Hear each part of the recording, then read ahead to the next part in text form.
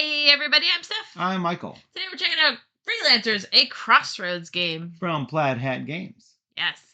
This game plays 3 to 7 players and has a box playtime of 90 minutes. However, in our experience, I'm not sure that 90 minutes is the right playtime because you can stop and save whenever. And our first playthrough lasted much longer than 90 I minutes. think they expect you to do it in 3 parts. So my guess would be, 3 to 4 hours for a game, I guess. Probably. If you're listening to the story through the app and you're doing everything through the app and everything, it will go on because there's a lot of text. It's a big story element to this. So Yeah. So, um, thank you to Plaid Hat Games for providing this copy to us. It ranked #1 on my top 10 for August. We had a great playthrough the other day, so it was a lot of fun. But Plaid Hat did not give this to us because in exchange for this video, they just gave it to us because they know we like to show you all the games. All the games. Sorry. Yeah, that was a few. Let's take a look at this game. Okay. Where? That's a great question. That's a great question. So, in Freelancers, you are going to be going around with a party of characters. We will have some changes that do allow this game to be played either with a solo or 2 players. However, you will not find it in the rulebook, nor will you find it on the box. That might have confused some of you when I said this game plays 3 to 7 players because we're only 2 players. It's true. It's not found in the rules, but on their app-driven website, freelancersgame.com, you can click on the variants section, and it will have rules for solo and 2-player games. Most notably is the addition of sidekick characters. So normally you will have a species like hound, or Steph has an elf, and you will have a, what do they call it? It is a species and a job sheet. So I've got warrior, so I am a hound warrior. Steph has an elf thief. It's my job to be a thief. So normally you're going to play with 3 or 4 players, but with a 2-player game, you are going to take 1 additional species sheet. And I've got the merfolk, so I'm going to have the merfolk over here next to the hound as his sidekick. So the elf's sidekick is this mouser, Fluffernutter. Who's a good Fluffernutter? Yes. So you are going to give your character's weapon to your character, and your sidekicks, if you have sidekicks, will also get 1 weapon. Now, there are, I have to say right up front, this is an app-driven game. And you will access this app by going to freelancersgame.com. I know a lot of people would say, well, what happens when Plaid Hat Games goes out of business, or something happens and the internet blows up and we can't access it anymore?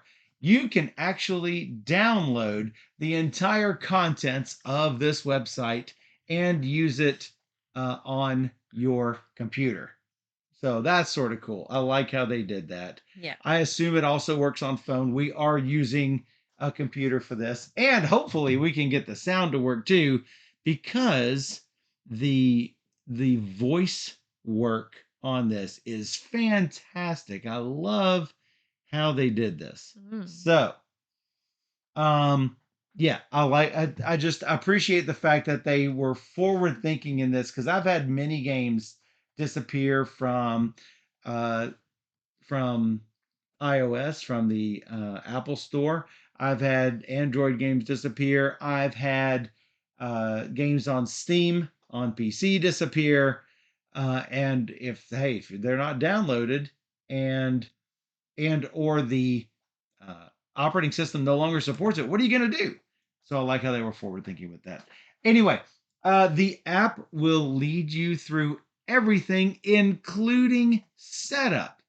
I'm not sure it will lead you through a two-player setup with the sidekicks and everything. However, you will always treat your sidekick as a character. So if we're counting the number of characters in the party, it's not two, it's four. If you're, uh, we have a standee for each of them. They will have their own gold. They will have their own luck. Speaking of which, are we supposed to be given a luck token each? I thought we started off with something, but I'm not sure.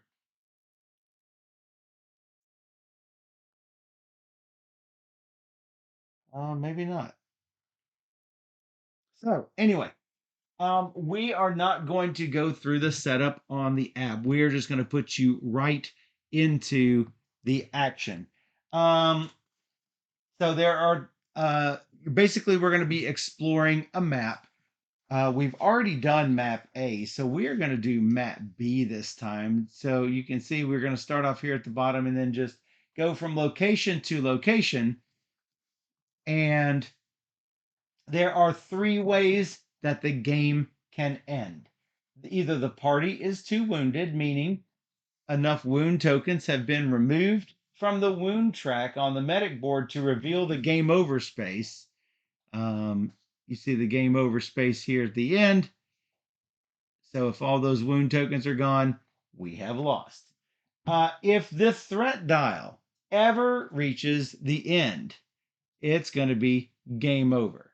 And if the quest goal is reached, meaning the app says we have completed the quest, then the game is over. The more experience each player has gained during the quest, the better your personal ending will be.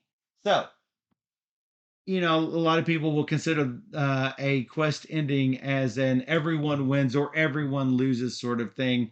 The way that they want you to do this, though, is the player with the most titles is the biggest winner, and they get to write the name of their character onto the pipes of the hub. So you get to have your character's name forever immortalized. I don't know why James did not write his character's name here, but he did not. So, um, at multiple times throughout a quest, you're going to be given the option to save your game and return to it later or continue on. Whenever saving the game, you're going to fill in all of the save game information on the back of your species sheet. And then that way you'll also need to fill in all of the saved game information on the back of the map. As you can see, you can put down all of the information, what was the status of each of the tracks, etc. So I think that is also super helpful, especially in a game that can run long. And whenever you want to return to a save game, you just open the app by going to freelancersgame.com and continuing the action there. So, um, let's go ahead and you can scoot over to hit the back arrow there, Steph, and then you can show everybody the page there. Look at this. Whoa. So this says this amp requires the Freelancers board game.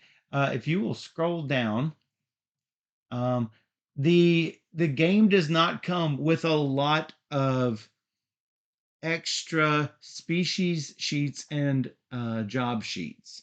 I believe there are only two or three for each species. However, there are a lot of different species. So I like that they have a lot of variety with that. Now, so you might wonder, what do you do if you've run out? Well, you can click on printables and it will give you all sorts of downloads for all of the extra map sheets and species sheets and job sheets.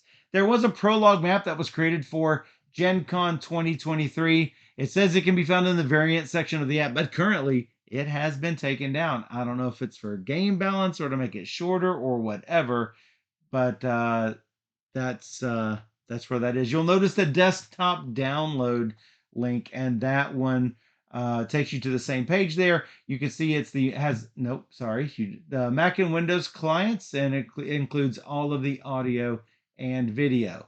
So whenever there's a new version available for download, that client will actually prompt you that there is a new version out there. Notice that we're not even on version 1 yet as of September 1st, 0.9.3 basically. So if you ever want that desktop download, hey, there's where it is. All of the variants, including the 1 and 2 player variant, is right there on variant. There's also an easy mode and a hard mode.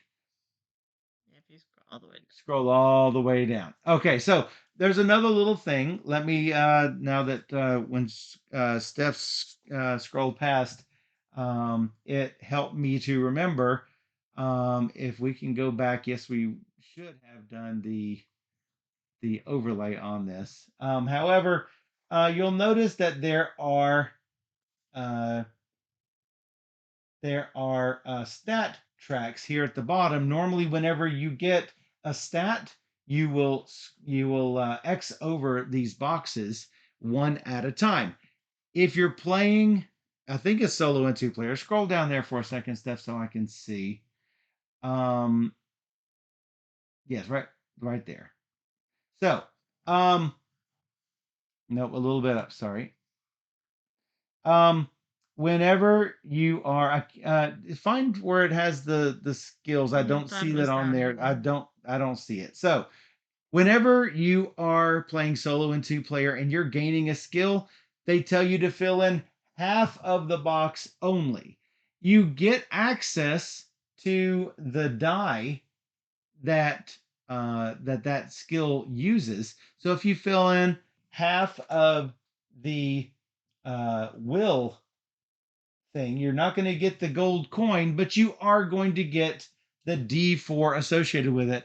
Oh, hey, did I mention this game comes with a whole bunch of dice? And we all love dice, especially in role playing game sort of things.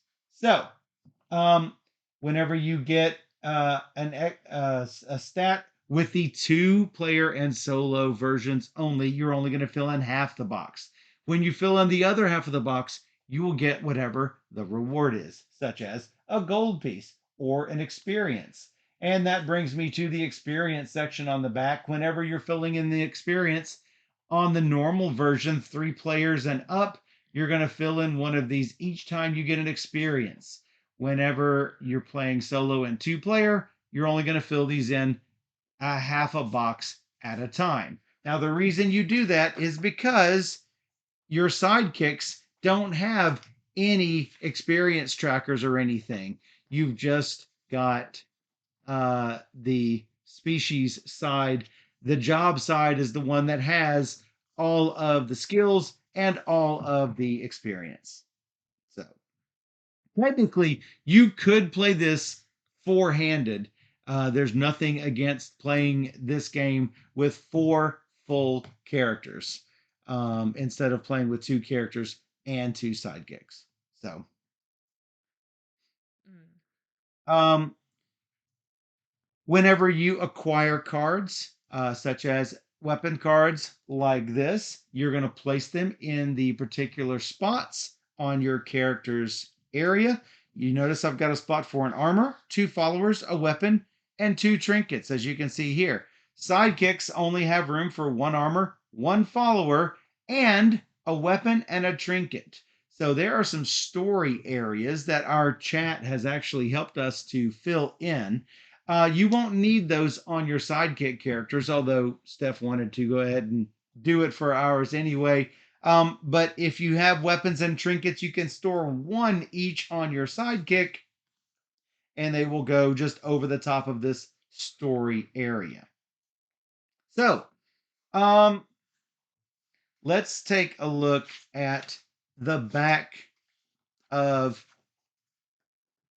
the job thing. Um, I have a backstory, and Steph's elf also has a backstory. My hound's name is Axel. His tail is itchy.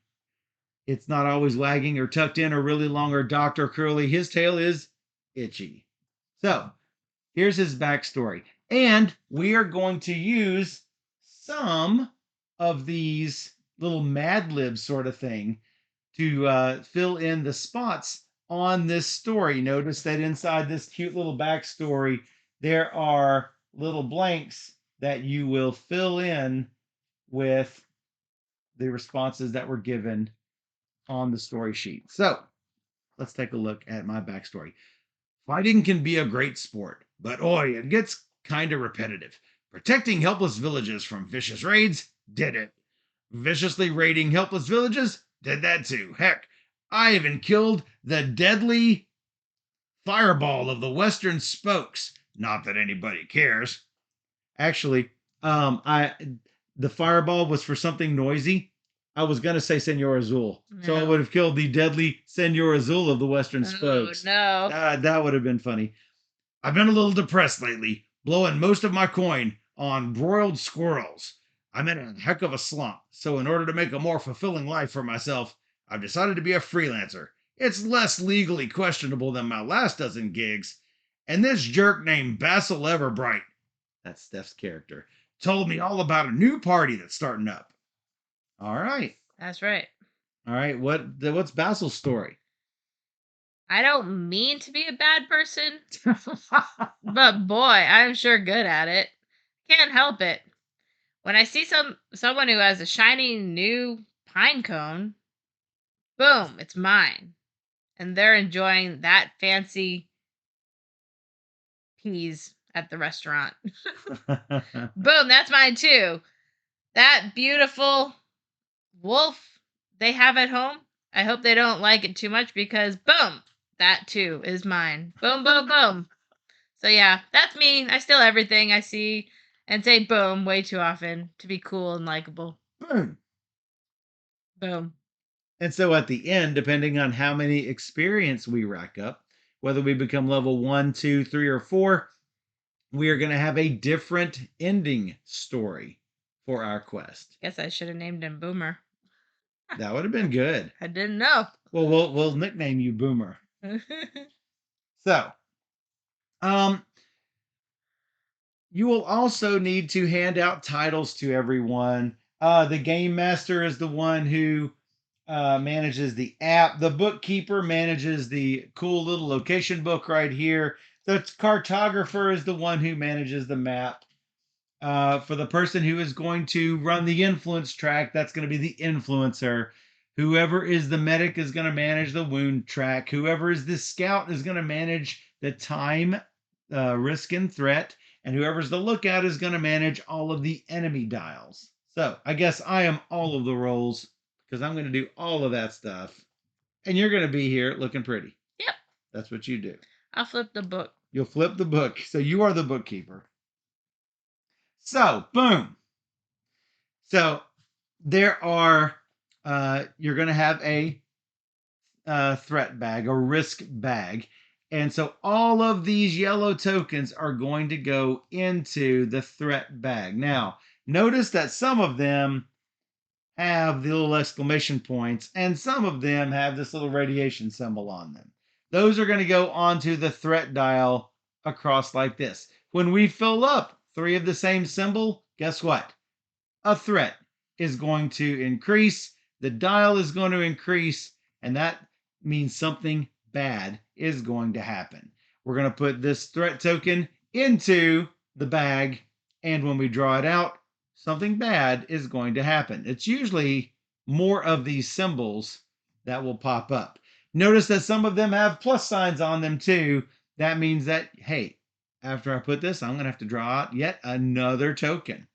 That's bad. Sometimes we will find followers along the way, and we are going to have some sort of encounter with them.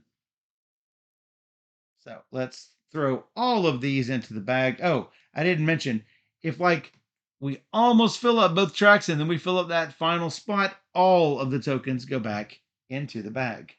So that's a good thing. You don't want them to fill up unevenly. You want them to fill up as evenly as possible. Notice we've only got 2 tokens on the influencer track. That is because in a 2-player game, we do not put our sidekicks on there. Now, normally when this is like a 3 or 4-player game, you're going to have all of the influence spots lined up here, like so. And if you're going to gain influence, let's say that this merfolk gains 2 influence, he's going to go boop right here. And that means whoever is in front gets to take actions first. They will also get to break ties if you are at the highest influence section. If you are at the highest and you're going to go up even farther on the influencer track, you can get rid of one of your curses. If, let's say, for some reason that the merfolk were going to go up 3 spaces from here, they would go 1, and hey, they've got 2 left over. That doesn't mean they get rid of 2 curses.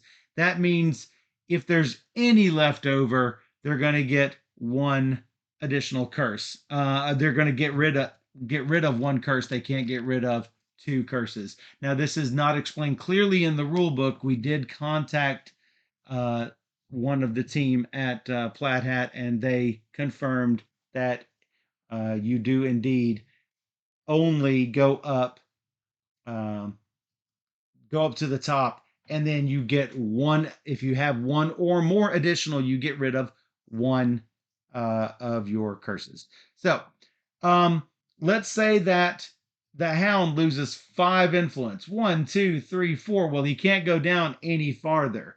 So once you've gotten all the way down to the bottom, everyone is going to scoot up and maintain just the first 4 spaces on the influencer track. Now, when you're playing solo or 2 players, you do not need all of the extra sidekick tokens, as I explained, and you will use the entire influence track. Remember when I said that my hound went down to the bottom and then scooted back to fill in all the gaps? You don't fill in gaps in a solo or 2-player game.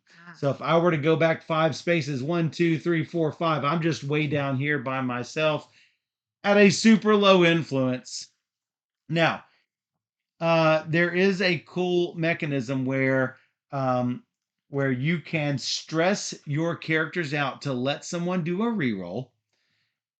And in order to do that, you're going to put a stress on your sheet. So if the elf needs to do a roll and misses, I can stress out, and the elf gets to reroll 1 of her dice. So if I want my sidekick to help out myself, my sidekick can normally help out, but if I want my sidekick to help myself, I've got to go down 3 spots on the influence track, and that only works if I'm in spaces 1 through 4. So let's say Steph wants to use the mouser to help out the elf. She goes down 3 spaces, and she helps herself out. And that's how that mechanic works with the sidekicks. So just keep in mind that all of this that you see up here is only for a solo and 2-player game. Now, you'll notice that there are a lot of dials on some of these things. That's my one complaint about this game, is that the dials are super loose. They do not connect in tightly enough. So keep that in mind as you're moving things around. It's really easy to scoot these tracks, especially the lookout track. So just be aware whenever you're moving any of the dials. I think that pretty much covers the basics of everything, and I think other things will appear as the game goes on. So, should we start? I think we should just go ahead and start. And if it asks you if you want the tutorial stuff, we can do it just to show them how cool it is, and then I think we can turn that off at any time. So we are doing the Sisters and Songs map B, right? Yeah. We've already done Wizards and Worms.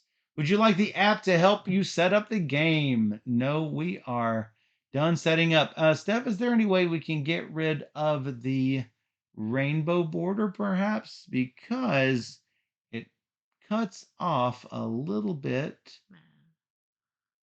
It cuts off a little bit of the top. And then you might need to fix us. We can just have the cat sitting out there. You don't have to fix us. It can stay there. Fine. It's fine. All right. No, we're done setting up. But it will take you through it. Look at that. Beautiful. It will take you through. Select the species that are in the game. We have an elf. We have a merfolk. We have a mouser. We have a hound. Select the jobs that are in the game. We have a warrior. And we have a thief. Oh, it's misspelled. It's not misspelled here, but it is misspelled in the app. Interesting. Save and continue. So, right, there's a code on the back of the map sheet. If you lose your save game data or want to play on a different device, you can use this code to import your data. So I am now convinced this will save the state of our adventure. Yeah. Meaning that these encounters we get on the map, I bet they're random. We wondered this when we played before. I bet these are generated for our characters and are somewhat random. I'm not sure of this, but I suspect, especially if it's giving us a code. So let's have recommended for the difficulty. All right, here we go. Hello, Shano. Look at that, giving a gift sub to Alex. He is going to love that. Thanks so much, Shano. Thanks, Shano. All right, let's see if we can hear it. Tell me if you can hear it. A week ago, you and your companions formed an adventuring company, proudly exposing one arm to signify your occupation as freelancers. But a day later, news reached the hub of the beloved last dragon being slain. And the blame of that tragedy fell squarely on the shoulders of some egregiously selfish freelancers. Work for your sort is drying up quick. Frustrated, your party has decided to spend what's left of the petty cash and find a few laughs in the city's entertainment district. There's no better place to blow off some steam, get a little dizzy, or just listen to a random blowhard shout from atop an old soapbox. When you arrive, you see a raucous crowd causing some sort of commotion on the far end of the neighborhood. Where there are crowds, there is often trouble, and trouble often leads to work.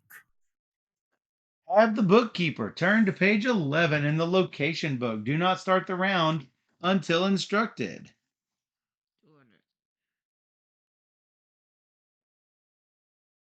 All right, Steph has opened up the book. You guys can't see it yet, but you will. Go ahead and hit next, Steph. The next entry is for the player with the highest influence. That's the elf. Uh-oh. You've always wielded a lot of influence in the party. Heck, forming the adventuring company was your idea to begin with. Yes, you're the de facto leader, and that's something that will likely never change, no matter what happens in the future. So it's no surprise when the rest of the party turns to you, seeking direction for what happens next. Choose what to say to them. One of you go look into that commotion while the rest of us have a good time, or I'll check out the commotion myself. You guys go have fun. I'll check out the commotion myself. You guys go have fun. Being a leader means modeling good behavior, so you head over to the commotion yourself. It's a smart choice. So why do you wonder if your teammates just see you as a chump? Influence -4. Ouch. 1, 2, 3, 4. And remember, we don't scoot the tracks. I'll show you this in a minute. Luck +1. This is a luck token. It will, well, I guess we can't show it. So there is a green token. It is a luck token. Here, now you can show it. Now I can show, well, there is a luck token. It will allow you to re-roll a die. You can use as many of them as you want.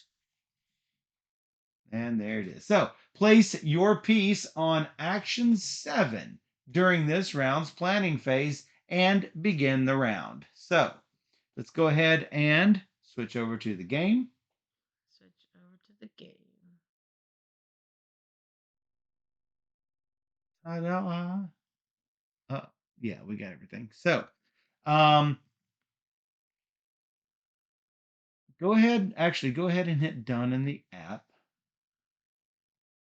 Yeah, go ahead and switch back to the web page for just a second. I'm going to show what happens. This is she's hit done. Notice that it shows the page that we are on. And you've also got start timer. That's going to do a 45-second timer in which we have to place all of our standees. Notice that there's also a spot to type an entry number. There's also quick fill entries for whenever we're going to do any of the things in the book. You can also see down below, there is a thing that you can do other entries, or I believe you can set all of the species and jobs. Oh, it's entry history. And then a rules glossary in case you need it. So Steph, scroll up and we can go back to the game display. So I can change it to be Fade. All right, let's see. Is that going to fade over to the other? There we go. So you notice we've got our display here. Starting with the person with the highest influence, we've got that 45 seconds to place our guys onto the board. Number 7 is in red. It must be handled each round, each and every round. It has to be handled. If it's a blue spot, one and only one character can go there, but they do not have to go there. And anything in green is a group activity. Multiple players can go there, and they will be handled in order from highest influence to lowest influence. Now, keep in mind, we've got to also place our sidekicks. Our sidekicks do not have to go with us, but they must be placed onto the board. Now, whenever the sidekick does anything, the sidekick is going to use my stats. Her sidekick is going to use her character's stats, since there are no stats for these sidekick characters. So, whenever I place mine, I also place my sidekick. So, I guess we could have probably played this four-handed. It would not have been that difficult. No. However, I think it's fine. I was also thinking you should have just played 2 characters, and that would have been. And that would have been 3. Yeah. That would have been 3. So, having played once already, yeah. But. Yeah, it is not that difficult. Splitty says, send in the bait. All right, are we ready to start the timer? Yes, we are.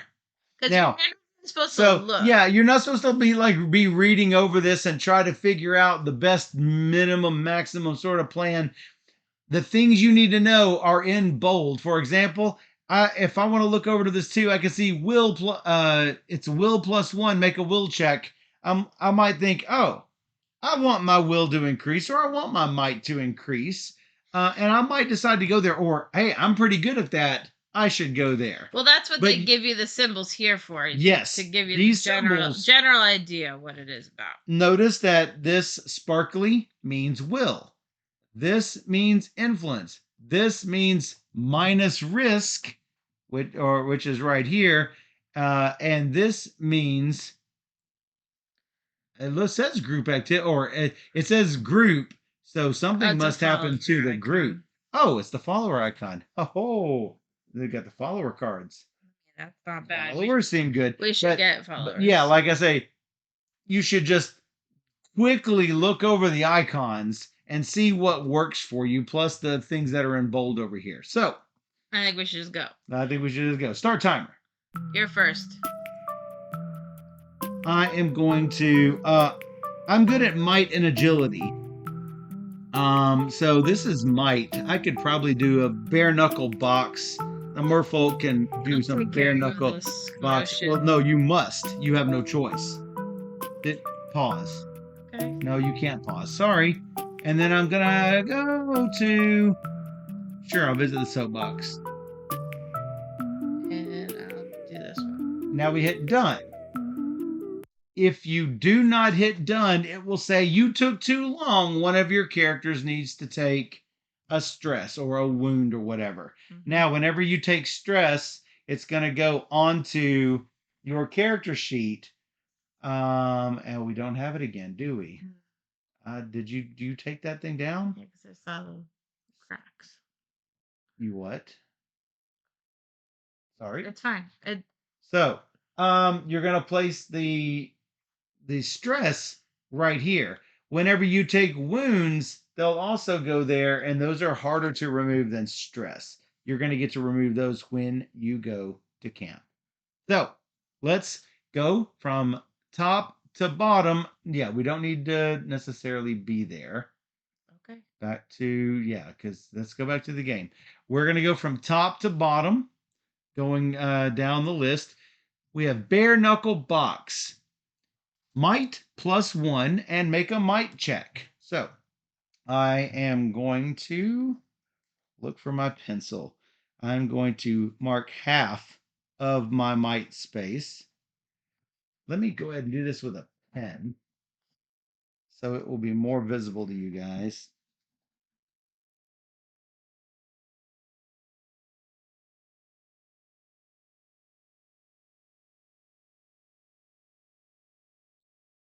Nice and dark. So I don't have access. I do have access to the die. I don't have access to what would have been any sort of icon there, which fortunately there is none.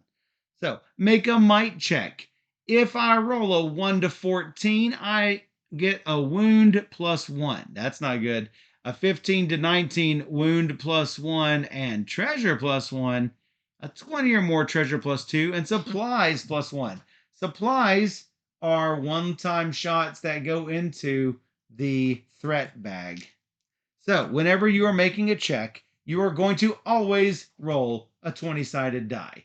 Plus, you are going to get to roll whatever extra die you get for the check. For example, in this case, it is this D4 for the might check. So probably doesn't look really good for me here. Mm-mm.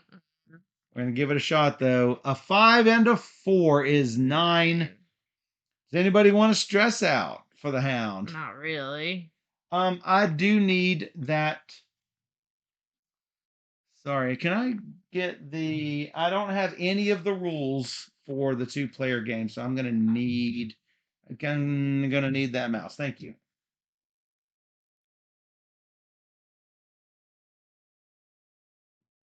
I don't know whether your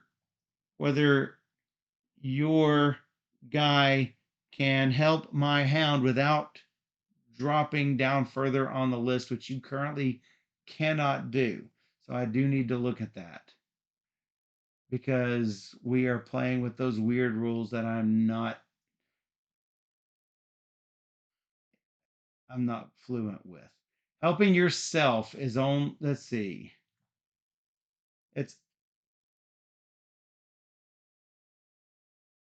You can allow a character or sidekick to take a stress to reroll their own skill check.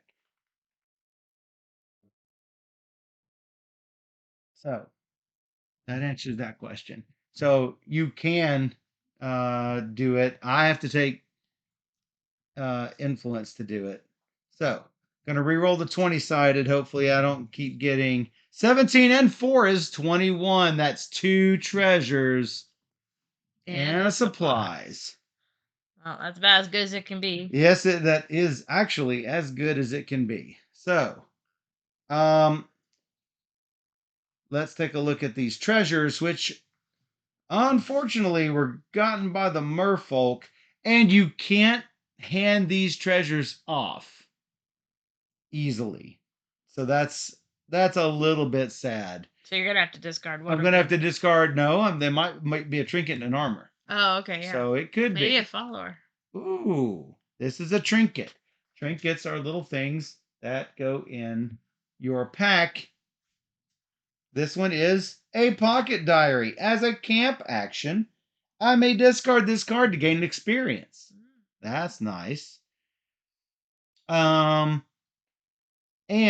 it allows the smarts to go up by 1.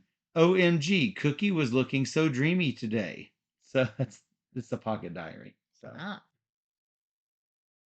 and so whenever I am doing smarts, I get +1 to whatever I've rolled, making a smarts check. Now smarts is not my strong suit as a warrior, so. And we have a flaming whatever. Flaming whatever. Notice that it is an upgrade to a weapon. Weapons look like this. This one is an upgrade to a weapon. So now I've got a flaming trident. Whoa. Nice. You can attach it and it does not consume a spot. When making, you may attach this to a weapon. If you have no weapon, then after you roll for a weapon check, you can discard the card, add 20, and fire to the result. Whoa. So I'm going to do this, and that is going to allow any weapon check to get +2 on it. So that's really good. That's really good. You did That's well. really good. Good job, Merfolk. Good job, Neophy. That's my Merfolk's name. Yeah. Your mouser's name is Fluffernutter. Yeah. All right. So that one is done. Soapbox is where my hound went. Visit 1102. This one we're going to need to go here and go. An old dwarf man makes an impassioned speech about the importance of children consuming iron ore as part of their daily diet. Not only does it make their beards fuller and more lush, but it also ensures their teeth are ground down and don't grow straight up through their skulls. Wow. You notice a couple of other dwarves in the audience nodding in agreement. All players on Action 4 now resolve their turn simultaneously without discussion. They must vote on whether they agree or disagree with the old dwarf. Thumbs up, agreement. Thumbs down, disagreement. Anyone who's a dwarf must vote thumbs up. Well, so I'm a hound. I understand how difficult it is to keep your teeth ground down. So I'm going to put one paw up. We agree with the old dwarf. How did your party vote? And if you scroll down, we agree with the old dwarf. You consider the dwarf's experience as a subject matter expert and agree with him, finding yourself enriched by the knowledge. It's always a joy to learn more about child development from an expert in the field. If only one player each player who voted in agreement gains smarts +1. So I get half of smart. that box. Just in case I do a smarts check, I'm rolling more dice than all the rest of you jokers. Next time I get smarts, I get an experience. That's nice. If only one player voted in disagreement with thumbs down, they get the title Contrarian. And notice that there's a little swirly symbol. Every time you get a title, you're going to list it on your jobs list. Now, notice your sidekick does not have a jobs sheet. So anytime either you or your sidekick gains a title, it's going to go onto your character's title list. So had I voted in disagreement, I would have become a contrarian and I would have circled this little chaos symbol. The other symbol is order, law and order, and this is anarchy and chaos sort of thing. So I did not get a title, unfortunately.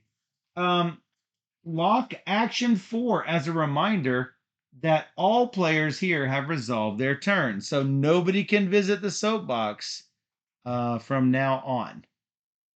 So we have locked Action 4 with a little lock token right here. All right. So the next one is the smoking lounge, which is where the mouser decided to go. Choose one of the following. Look at paintings, sense +1, influence -2. Have a vision, risk -1, luck +2, but we haven't had any risks yet. Just vibe. Heal a hit point spend one time. Anytime it tells you to spend one time, this is what happens during spending time. Taking a threat. You don't want to do that. Party hard, treasure -1, followers +1. So I can't lose a treasure because I don't have a treasure. Your starting weapon can be considered as a treasure. What do we think? Probably do that, or could really use more senses. I think you do sense. I lose 2 I like- influence, but that should be okay. Yeah, we'll get your influence back up. Okay. So half of it, which will at least give you a die in sense. It's better to roll a d4 than nothing at all. Yeah. And finally, what's all the commotion is 1103. Now, notice the bottom says round end, enter 1104. So we're going to do that after the elf takes a turn on this 1103. And it may be that we're here just for... You head to the crowd and one find a round. mass of people dancing their tails and horns off. As you get closer, your skin starts to crawl with corruption energy. And then you begin to notice other details that hadn't stood out before. Like the fact that there isn't actually any music playing. Why had you Whoa. thought there was? Freaky. Everyone is dancing to the same pretend beat, despite there being no audible sign of percussion. You notice a number of the dancers staring back at you with terrified eyes. The smiles on their faces are lifeless and forced, and sweat runs down their brows, soaking their clothing. You walk through the unnerving crowd before tripping over a stiltkin who lies on the ground amidst the dancing feet. It's then that you notice other bodies lying on the ground, arms akimbo, frozen in the middle of a frantic final dance. You give a cry and back away, only to notice one person not dancing.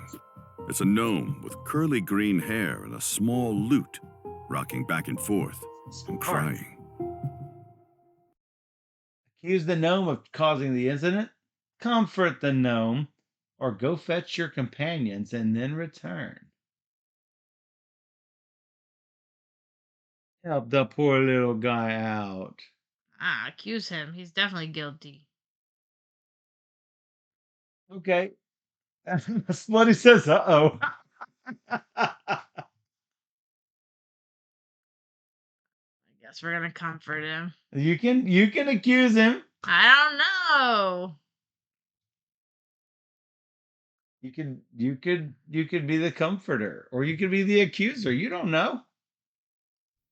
I see your tears, little gnome, you say, kneeling before her. Are you quite all right? No! She shouts. The magic is too strong! I cannot break the spell! You wait as she composes herself. You see, I am Pan's string plucker, a wandering troubadour. This was the work of my sister and songwriting partner, Lyra. She somehow acquired a rare magical two-headed flute. Its corruption, its power. She's lost control. She returns to sobbing. What hope is there left? You wish to improvise a few words of hope to inspire her? There is no penalty for declining.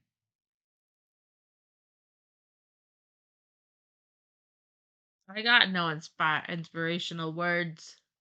Then you could say no. I will say yes and say,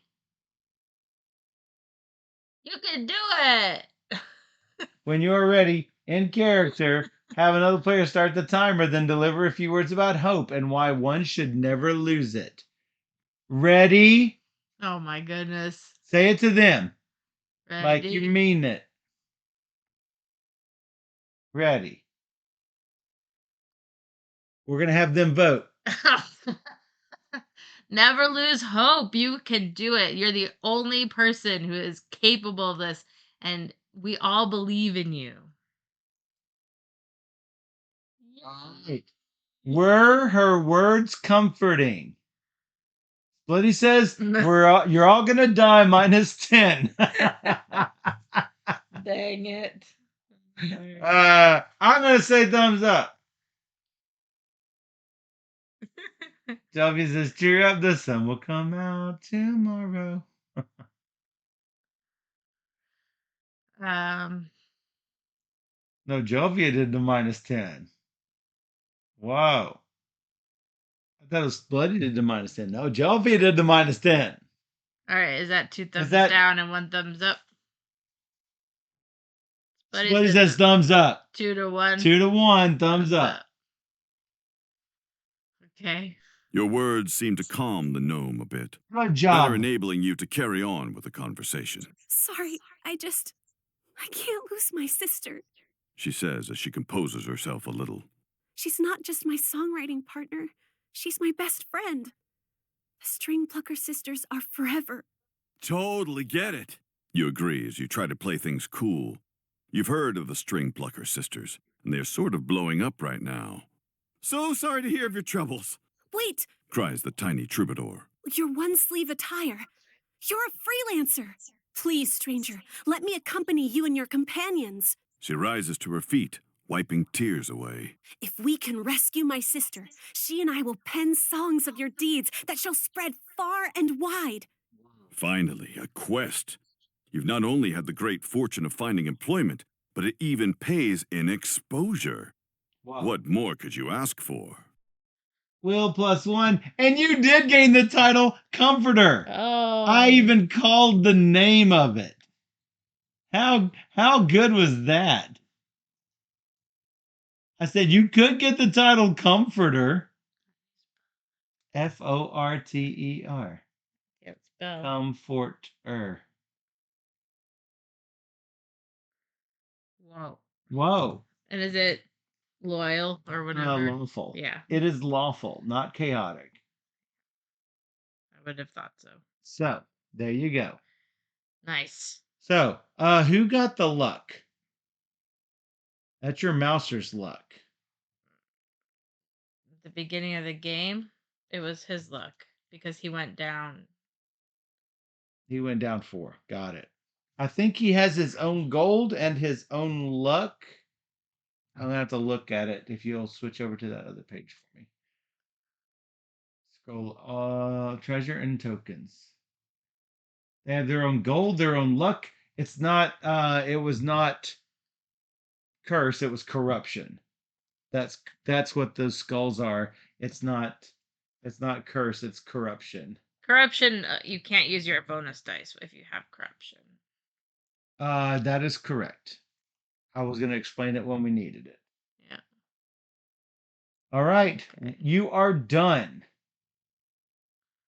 Okay. And then we're going to do 1104 at round end. Sometimes it will take us to a new location. Sometimes it will tell us that we got another round here. You hurry to the city gates while perusing a rough map Pan has provided you. You are passed by anxious guards and doctors who rush by to tend to the fevered dancers. Where is Lyra now? You ask. I am unsure, but she spoke of a strange feeling, as if the flute was pulling her toward the north, far north.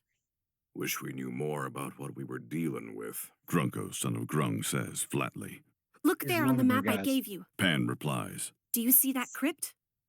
Lyra said she found the flute there. I was thinking that investigating that spot might be beneficial. Maybe it will help us find her. Did you turn off the overhead again? I did, because it keeps giving us a thing. Oh, fuzziness? See, look, I turn it on, and it goes. I can see the table. So I can fix that. Go on about it. have the cartographer draw something on the map.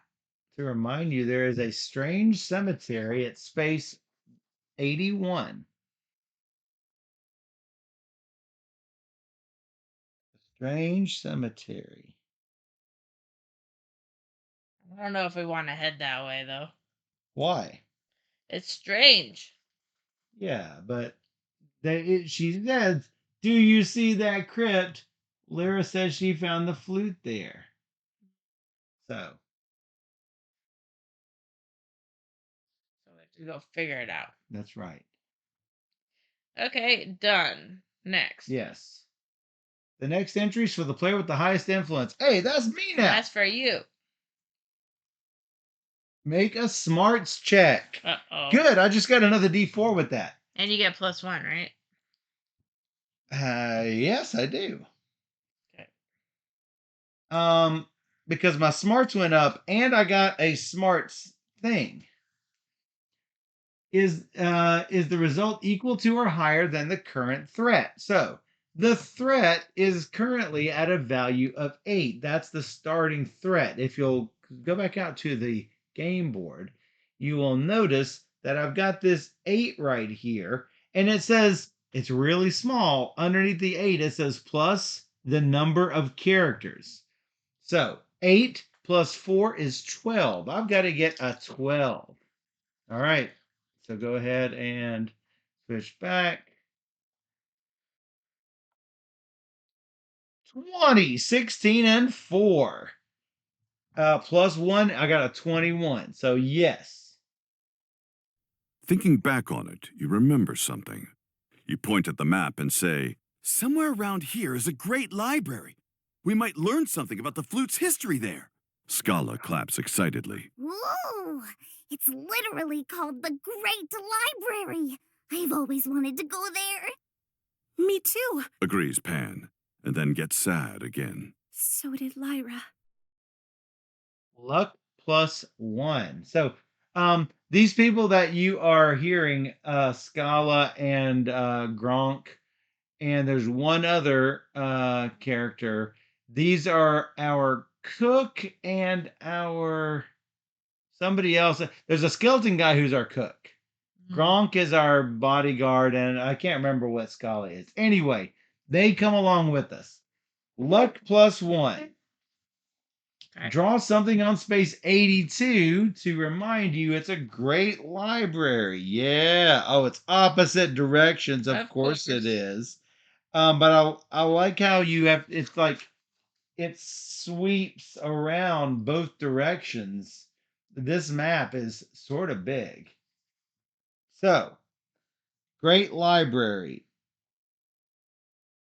I'm going to put the words library because that's the easiest way. Because, I mean, what's a library supposed to look like? The bookkeeper may close the location book. Travel on the map, it says. Now, let's pretend like we didn't know what travel is. Steph, if you will click the word travel. If you click that, notice it will tell you everything about what you have to do with traveling. Now, if you'll also notice, it actually told us on the actual page, but it says consult the map sheet, spend 1 time. The cartographer then crosses out the current location, draws a line, and circles the new location. The game master then taps the location button on the app that matches your new location. Listen to or read the story. You may select a path that you've already traveled previously to an already visited crossed-out location. You still spend a time, but you do not visit the location again. So, also, if you have a question about what a map is, or a map space, or a cartographer, it will take you to that related rules thing. So that's sort of cool. Whenever it's underlined. Yes, just like a hyperlink would be. Yeah. So they did a really good job on this app. Now notice at the bottom, it does actually help you out and say, choose a path, spend a time, blah, blah, blah. So we have finished with start. We are going forward.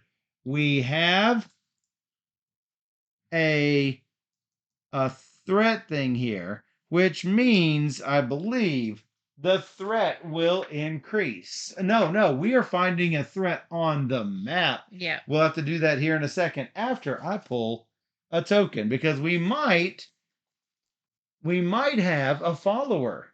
A follower entry, depending on what comes out.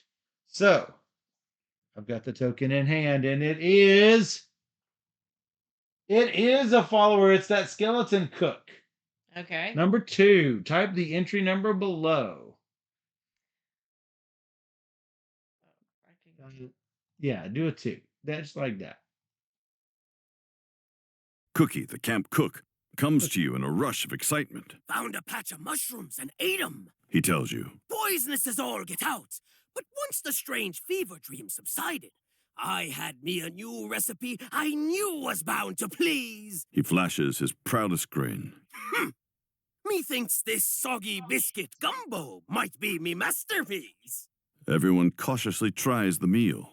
It's surprisingly filling, which is nice, even if you're scared to find out why. Supplies +1. Discard Cookie's follower token from the time bag. So not only did that save us from taking a threat, Yeah. we get another token to help us deal with future threat. That's good. That's really good. Yes. Now, Steph is going to hit done. Notice that we have circled this spot right here. And look, I love how, the background of this page looks like more of the map, Yeah. which is really cool. So, we have a threat icon. That's what the back of these threat tokens look like. It actually looks like that. So, put that back here, and Steph is going to. And these are the things I think that are random, but I can't swear to it. So your game might be different. For a moment, you hear music on the wind. Do we suppose that's Lyra? You ask, or mean to ask. When you move your mouth, no sound issues forth. You glance about and realize that all of the sound has been sucked from everything. No birds, no wind, not even Cookie's farts. Whoa. Just silence. You look over and see Pan is frantically clapping her hands together, trying to make any sound at all. Even Grunko, son of Grung, looks concerned and is stomping his hoof with earnest curiosity. Then, in a moment, it passes. Sounds return in boisterous cacophony of panicked sounds. After things calm down, you all look at one another uneasily. This flute is going to end the world if you don't hurry. Roll a 20-sided die. Any player may gain stress to reroll the die. If the roll is higher than the current threat, the threat will increase and the game will get harder, but you also get a Crossroads event as a reward. Is the result higher than the current threat? 15 is higher than the current threat. Do we want to stress out? Or I can just do a reroll. Probably do a reroll. Try and get lower. Or can we use this reroll for this?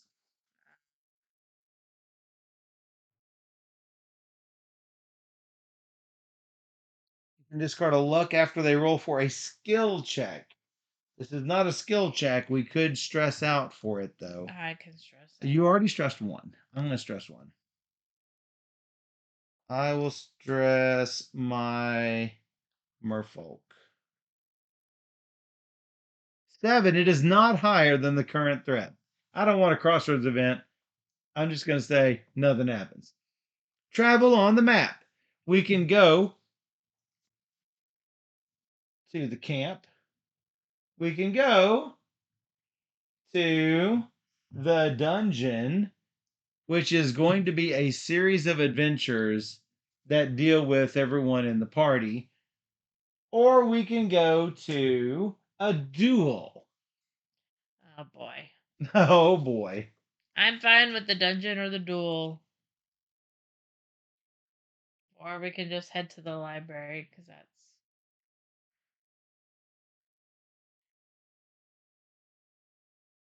Yeah, it's just... What? I can make it sound... No, it's fine. So... You want to head towards the library? You don't want to head toward the graveyard? Well, don't we need to go to the library to find information, then go to the graveyard to destroy it? I think the graveyard is where she got her flute. Right, but we need to destroy the flute. She has the flute. I don't think she's there. I think she got it from there. Okay. So, well, here's a few things. We've got a tavern here. We've got a Crossroads event here. We've got a fortune teller here. We've got, what is that? Looks like a little discount tag. Oh, it's a trading post. And we have another camp. A camp, a library, a camp. I don't think we need camp yet, but we could. If we go up, we could go to the library, right? Could go up to the library, then come down over here and do everything we want to do over here, and then either go this way or on the way back we swoop past the library real quick again. Dude, that's a chaotic temple right there. There's also a lawful shrine somewhere. Oh, here's the lawful shrine. I bet if you have a lot of lawful, a little lawful titles, then that might be I'm a good. very lawful thief.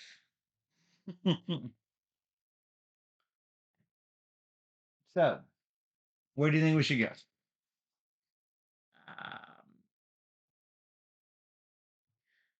I don't know. Hit the library, like we said. Yep. All right, we'll hit the library. So, camp time. Okay. Camp time. Campy camp. As you look over the map, you ask Pan to sing a silly song to cheer you up. Time.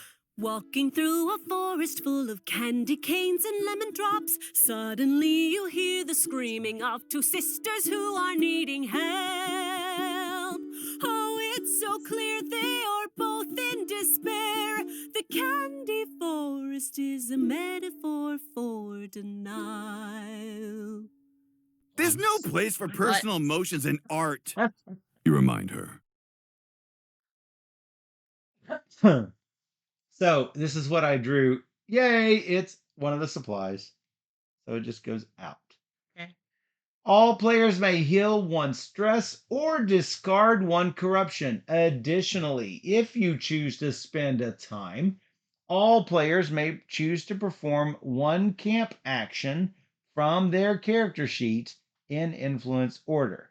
As we perform camp actions, we must also fill in the bubble for that action. So, if you'll notice, we've got 4 camp actions on our species sheet and 4 camp actions on our job sheet. So, if we decide to take the camp action, we're going to get one of those things. What's the difference between treasure +1 and steal 1 treasure? Oh, that is a good question. Let's find out. Steal 1 treasure? Yeah.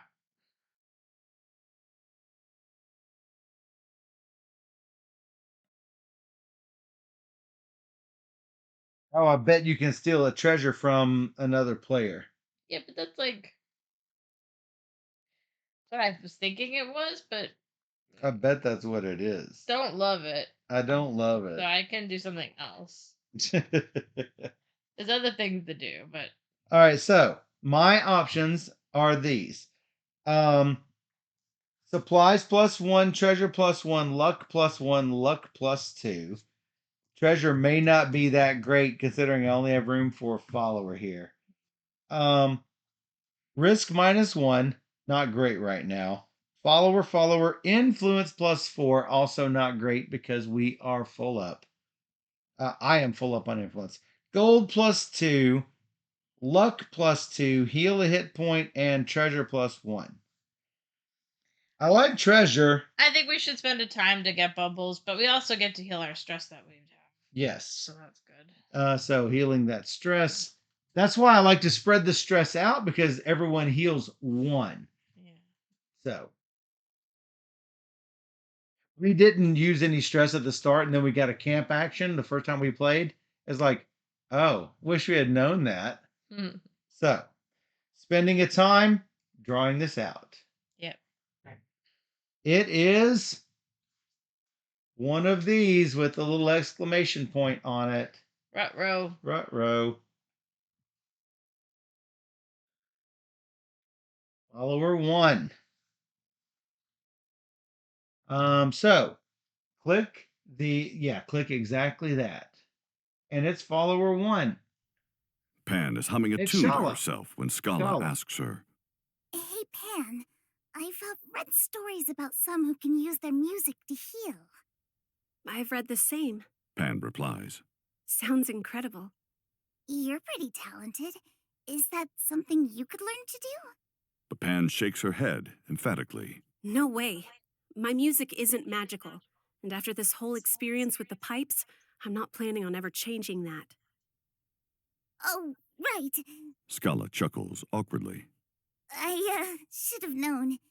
Well, back to work then. All players heal a hit point. Boo. Worst time for that. Worst time. All right. But we did actually get something out of it. We're going to get camp actions. Yeah, I'm gonna get 2 luck with my mouser. I am going to get 2 luck with my merfolk. And I could either lose a risk, gain 4 influence, gain a treasure, or supplies. I think I want a follower. Yeah, I wish I could get a follower. That would be the best. So I'm going to draw a random follower. It's Harold the Face. I think treasure, maybe that can help my stats out. Yeah, I think so. After a player rolls for a will check, you may give them this follower to allow them to re-roll that check. Nice. Your treasure is a trinket. Oblivion scroll. What? An Oblivion scroll? After any player rolls a weapon check, you may discard this card and gain corruption +1 to add 20 to the result. Very goth. Whoa. Quack, stab someone, says Bloody. Oh my goodness. Wow. All right, so we're done, right? I believe that is the camp action. So You've done 2 things, right? I took a luck +2 and a follower +1. Perfect. Now what? We do need to put Harold in there. Harold is this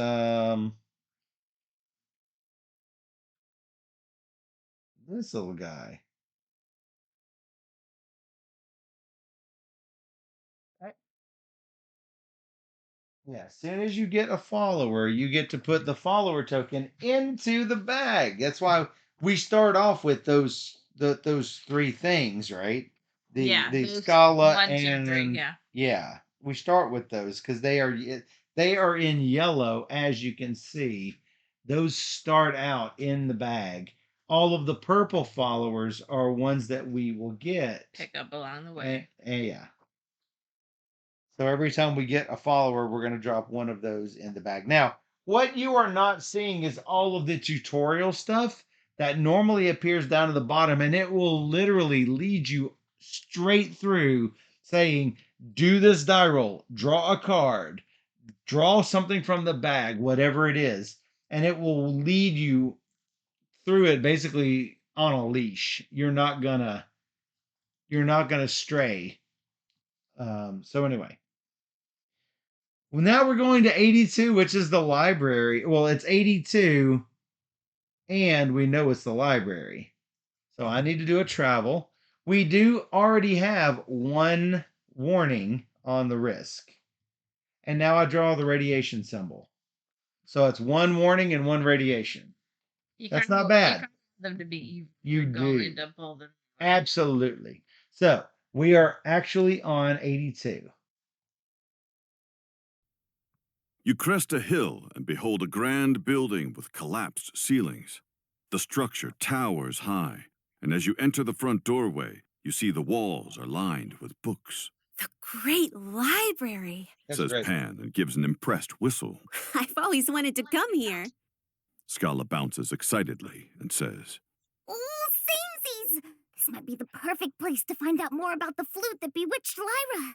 But Cookie shakes his head and takes one of you aside discreetly. Psst.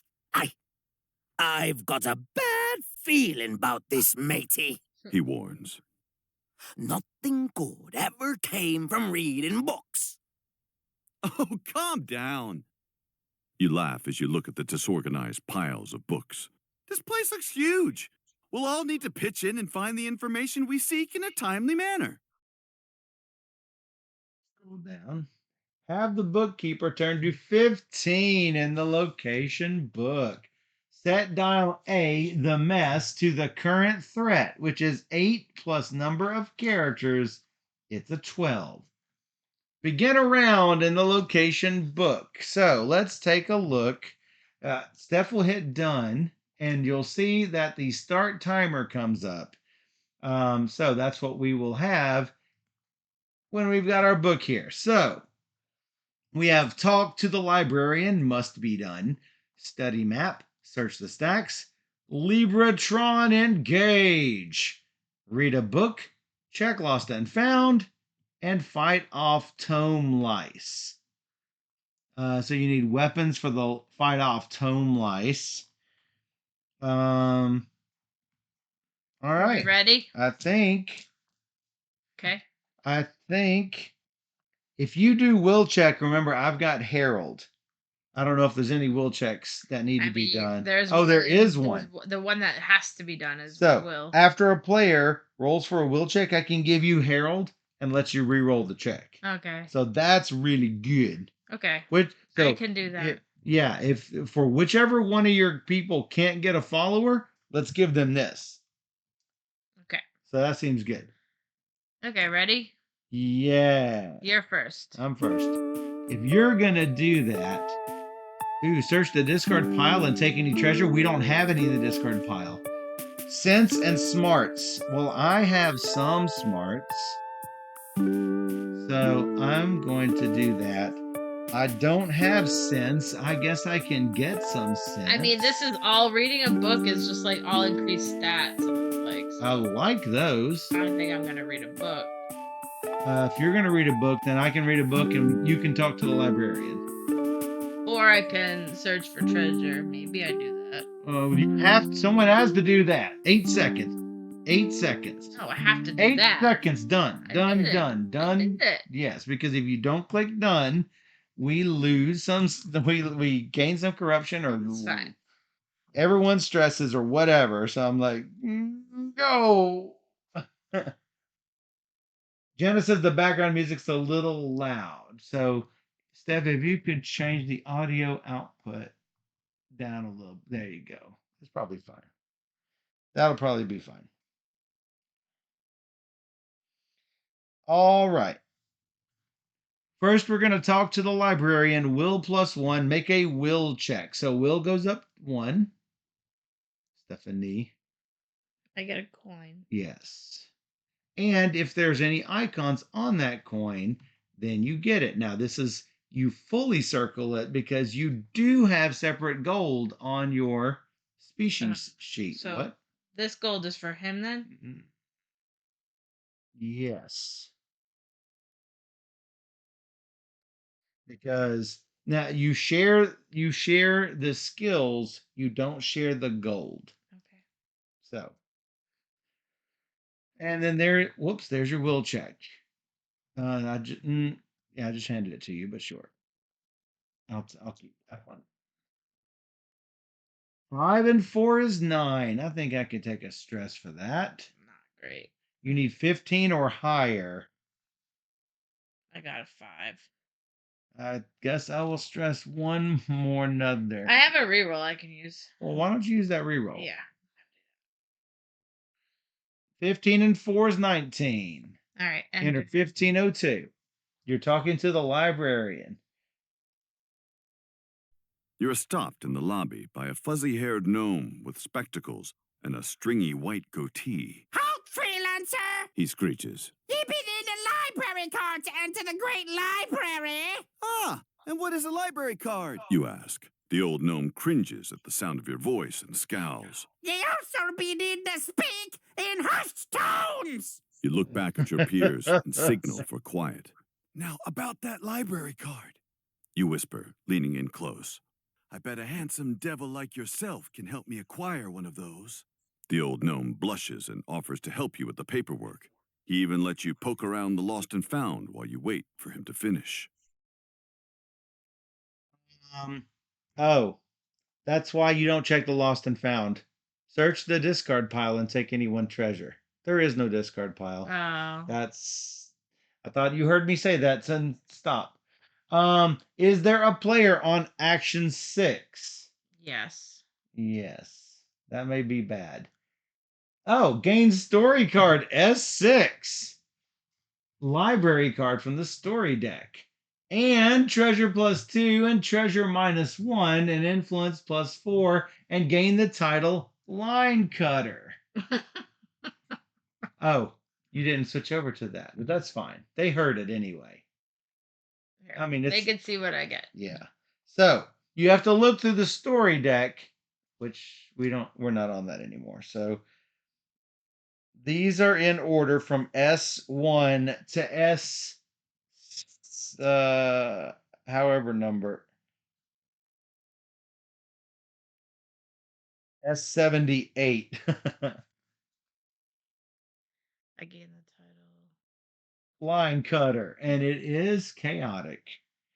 When you search the treasure or story deck for a card other than this one, luck +1 and smarts +5. That's him. Yep, that's the only trinket he can hold.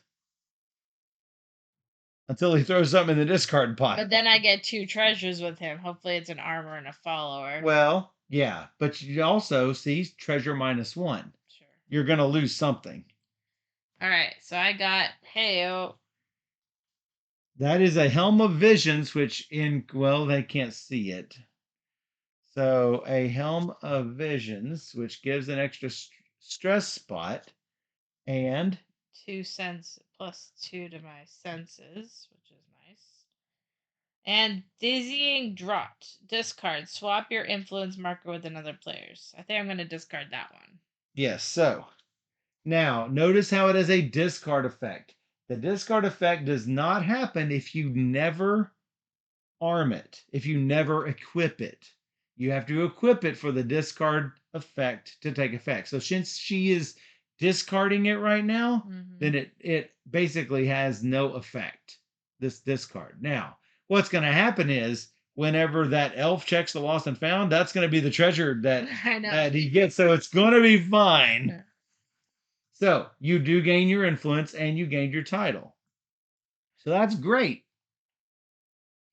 Now, the next thing is search the stacks. Smarts +1, which gives me my experience. Because I'm marking off the other half of the smarts box, and I gain half an experience.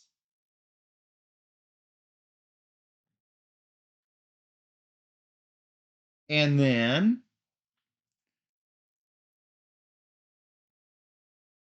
get a library card, enter 1505. Well, you've got a library card. I'm not thinking there's another one. So Everybody has their own library card, though. Oh. Find the strange tomes. Oh, no, wait a second. I did search the stacks. I meant to do the Libratron. I meant to do this one. Oh, okay. The So then you smarts one. don't get senses if you I mark did senses. not. I did smarts. That's what I wanted to do, which got is why I'm reading this one. I could not see it. Hey, Aldi. Hey, Aldi. Find the strange tome. Enter 1506. Ooh. System override 1507. Ooh. I think I am going to. I guess I can try to find this strange tome. I don't think we can do a system override yet. Or maybe we should clean up. Where's clean up? I don't see clean up anywhere here. Oh, study map would have been good. Okay, so Joby says I don't like the timer, but otherwise I like the game. The reason for the timer is because they don't want you to try to min-max this thing perfectly. Yeah. You have to do something. You just have to look at the symbols and be like, I want to do that. Yeah, exactly. So I think it's fine. Oh, we should have. Thanks, Aldi. I should have. That's awesome. I should have fought off the tome lice. Look, weapon check, fire gets +10. My merfolk has a flaming trident. Well, if we have to play this map again. We should, because the thing is still at 12. Oh, yeah, I have no idea. Let's find the strange tome, 1506. All right, so over here, doing 1506. Yeah, Aldi, we're supposed to be on Wednesdays and Sundays, but I think when September rolled around, Yeah, we weren't scheduled. we got dropped. I think whoever did the homepage schedule stopped at August, the end of August, and didn't Yeah, I could go even September again, and I on. guess. Yeah. All right, let's listen. Let's listen. The ancient tracked robot whirs to life. There is a sound of gears turning, soon followed by a hum. How may I help you? The robot's artificial voice shatters the silence of the library.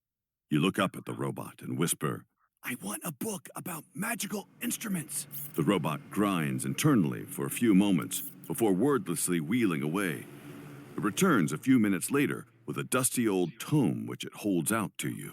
This book is a magical instrument. It states before falling lifeless. The volume is not what you expected, but interesting just the same. And following the robot's tracks, you find the library's special collections.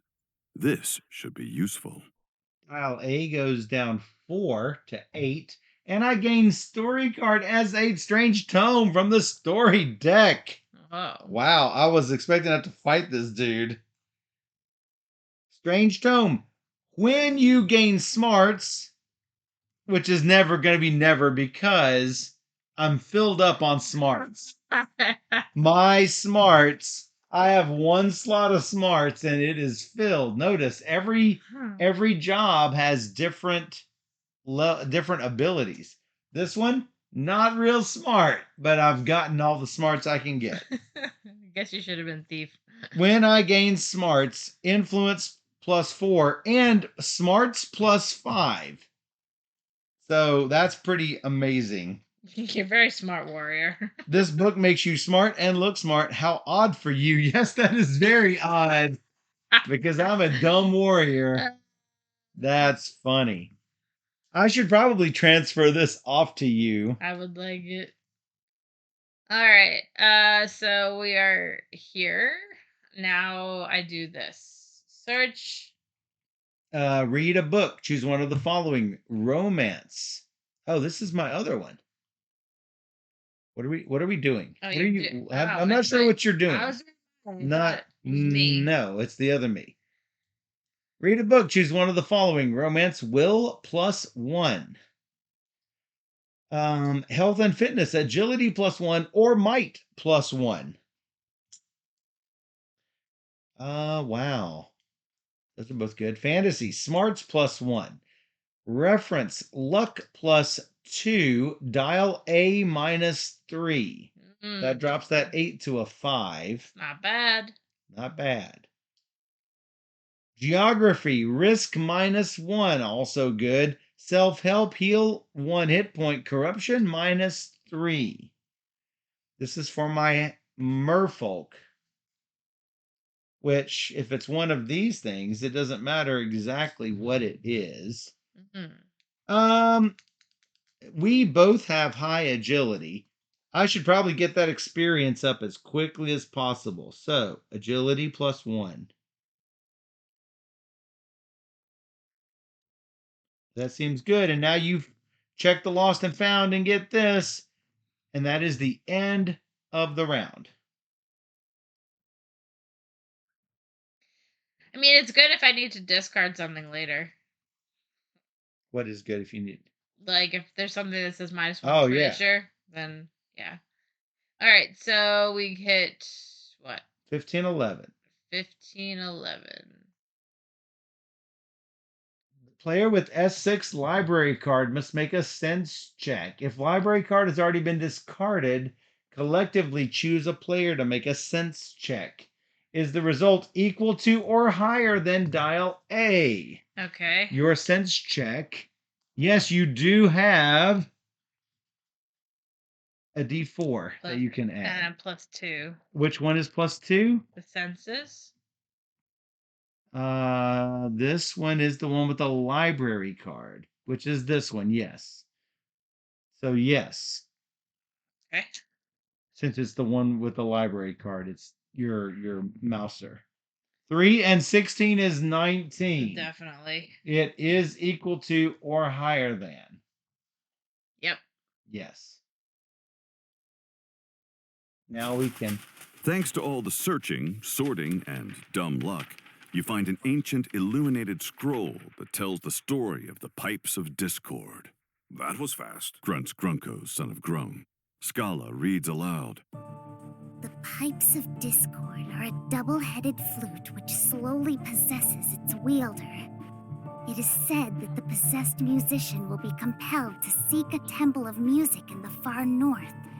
And once there, they must perform one last concert to lower the final curtain upon the natural order itself. One last concert? Pan asks, horrified. As Scala continues reading, a piece of sheet music falls from the ancient scroll. Wait, Gasps Pan as she looks closer. this is the melody Lyra's flute has had her playing. But it's incomplete. Incomplete? One of you asks. I wish I knew the other half. But maybe I can make something up that would disrupt the song? Pan seems hopeful. If it needs to play this specific melody, perhaps I could figure out a suitable counter melody that would weaken its magic. Like a counterspell? Scala asks. Yeah, sort of. Scala hands you the sheet music. We should hold on to this. So we headed north? Grunko, son of Grung, asks. I think so. Pan replies. But you folks are the experts. I'll trust your judgment. But let's not waste the little time we have. The player with the S6 library card, me. Gain story card S7 sheet music. Which gets me a look.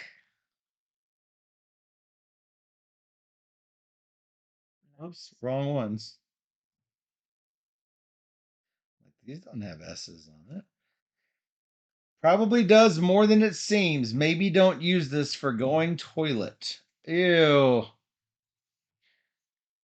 Mark space 86 on your map in some way that tells you it's a temple of music and your final destination. Wow, way up here in the corner. All right. Ta-da!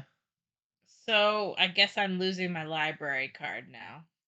Well, the bookkeeper may close the location book. So we close the location book. I guess you lose the library card. Because it gives me a +5 to smarts, but this gives me +5 to will. To will. And probably does more than it seems.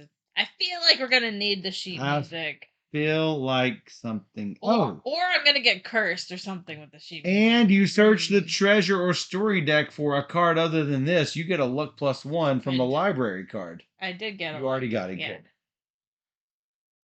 Yeah, I think you discard the library card to hold it. I mean, the sheet music could be really bad or really good. I don't know. I think you need it. It'll make for a funny story. No matter. I think you need it.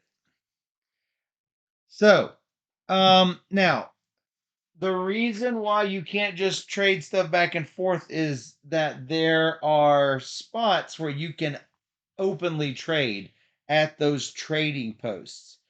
Anytime you're at a trading post, you may freely trade treasure cards. You cannot trade treasure cards at any other time. So you can also trade your starting off weapons as well. And any augments that were attached to them, like the flaming trident. The flaming would stay with the trident. Yeah. So let's travel on the map. So from the library, we can go. What is that? We can go up to the treasure golem, up to the tavern. It's towards the lawful shrine either way. Or we can go this way, dealing with all of this stuff first. I don't know. I'm not feeling good about going back to the graveyard. Well, we could go to the treasure golem. Fine with that. I don't know if we could kill it, but I mean, it'll make for an interesting story. Let's head that way. Sure. So I must first travel 1. Next time we have a way of eliminating risk, we should probably do it. So where are we now? We are traveling, as I mentioned.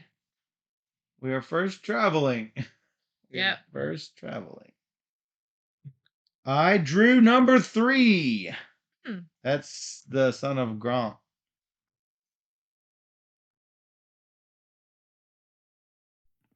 Grunko, son of Grung, pulls his cart up beside you.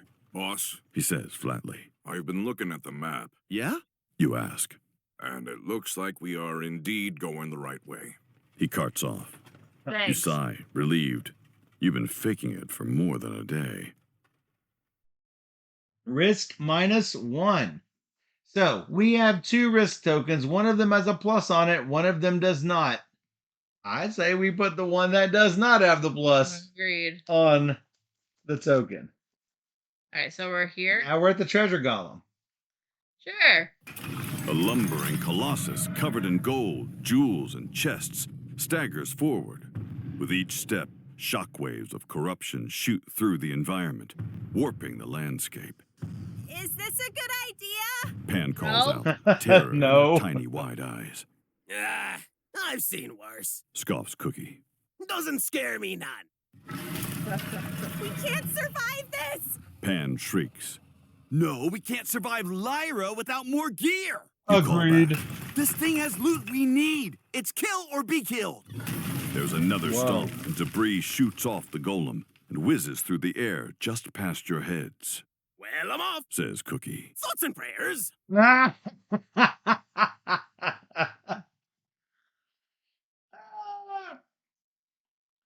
Have the bookkeeper turn to page 19. Lock action 4.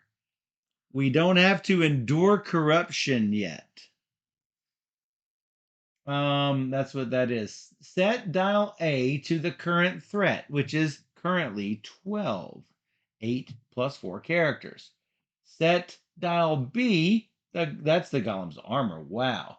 Set dial B, the golem's health to 2 plus the number of players, which is 6. Draw 2 treasure per player from the top of the treasure deck and set them aside. 1, 2, 3, 4, 5, 6, 7, 8. Setting these aside. The stack of cards will be called the Golem deck. Begin the round. So looking at this really quickly, we have one that we must do. It is a distract golem will check. We have a multi-spot bind golem, attack golem, and fall back. There's also snatch and grab, which is an agility check, and read the runes, which is a smarts check, which I'm going to mention I'm not going to do because it's smarts +1 and I can't gain any more smarts. Yeah. Now, I will mention this before we start without even looking at this. This guy can get 1 trinket and an armor. This guy can just get an armor. This guy is full up. I can get a follower. This could get an armor. We don't really need a ton of gear. No, not really. But we might Getting find stats is good. we might find better gear. Like the Hound Warrior's got a bone hammer. Yay! I mean, The cat is gonna definitely do the mandatory check here. So don't even think about it. which one? I'm doing this. You're doing the distract because it is a will check and you need the will. So, Ready? yes. All right. You. I am going to. I like looking for a weakness. I also want to fight. If I had electricity, I would add 10 to the check. I'm going to bind this dude, I think. Okay. You're going to distract. I'm going to try to bind him twice. That'll get my might up. Attempted agility. Nice. Okay. Did it. Now. We both have 2 players because our sidekicks are counted as a full character for any player effects. Okay. I'm making a check. A will check. All Will, right. I get a will +1. Yes.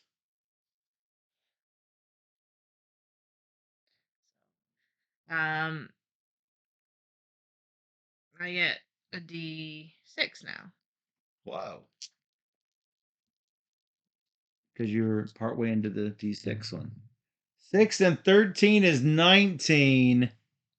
Enter 1902. Well, it's hard to get better than that considering you just rolled a 13. Oh, you're +5? So you're 24. Enter 1903. Let's go. Let's go. Oh, is it the Mouser? Yes, it is. That's why you put her there. 1903, yes. Oh, screw it! You laugh and pull something fantastic from your pack.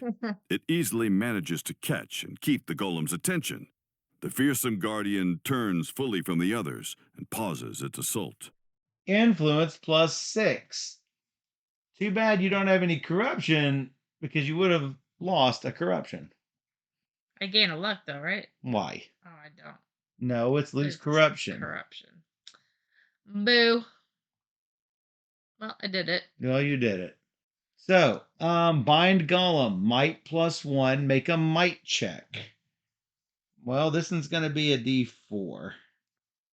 The next one will be a D6. So, a 1 to 9, I take a wound. 10 to 14, the armor goes down by 2. On a 15 to 19, the armor goes down by 3. On a 20, dial A goes down 4, or I lock action 1. I don't know if I want to lock it if you want to keep boosting that will, but 12 and 3 is 15. That's A -3. I think I like that good enough. Okay. All right. The next one is binding golem again. Might +1. I now get the D6. So if you would hand me a 6.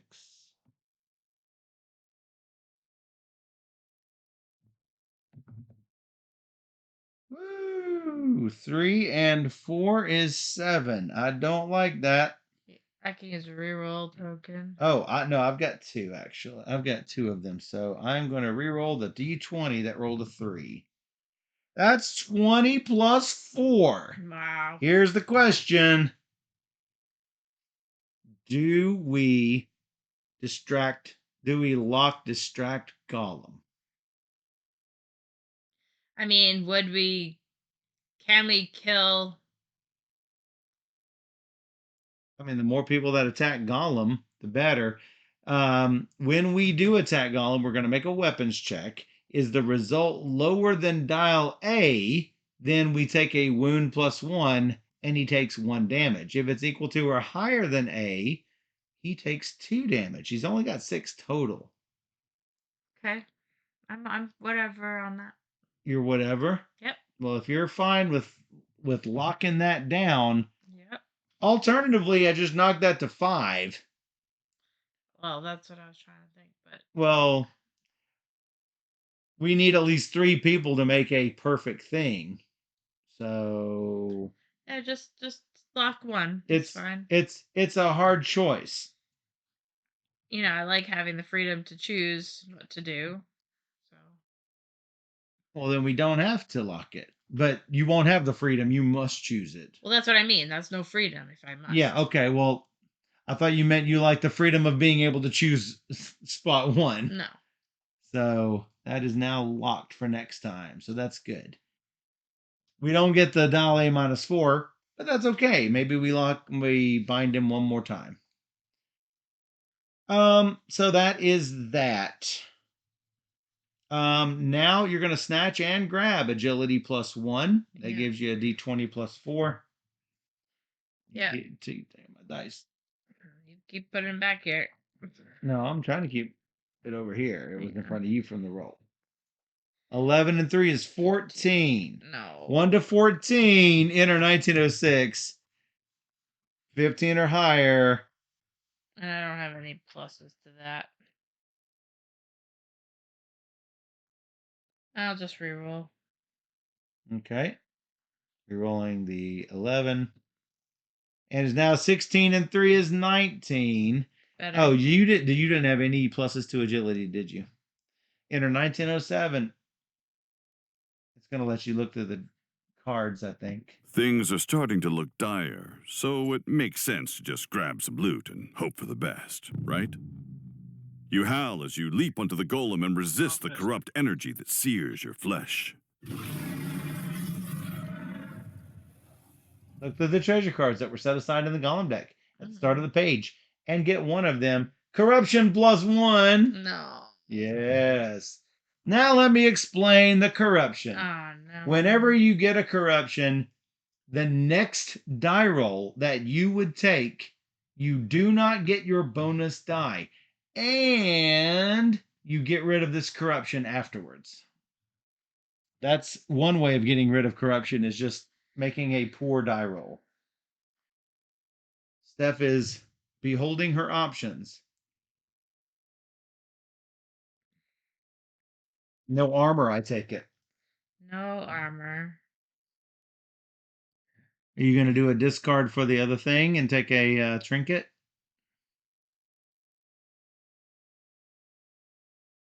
I don't know. Uh-oh. All of them are not great. Well, this is what we're fighting for. It's Yeah. the stuff in that stack.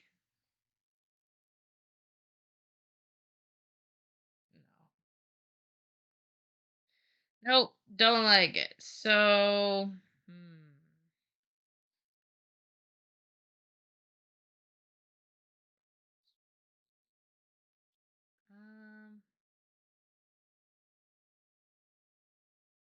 All right. I guess I'm gonna discard this. We can swap influence positions if you want. Don't have to, but sure. I'm just gonna take this. Party favors. Yay! What's party favors? Well, upon discard, my influence goes +5 and the risk goes -1. Let my kazoo speak with all the fire in your heart. Not my heart. All right. Hard to believe that was the best. Round end 1910. Yeah, that is hard to believe. Okay. 1910 is what? Is dial B at 0? No, it is not. That's the health. Lock action 4. Dial A +2 as armor goes up. Ugh. Begin a new round on this page. All right, ready? Yes. All right, I'm going to bind again. And I'm going to make the weapons check. Which one wants to do it? Use the might die. Yes, that's how I'm doing it. I guess I'm going to do...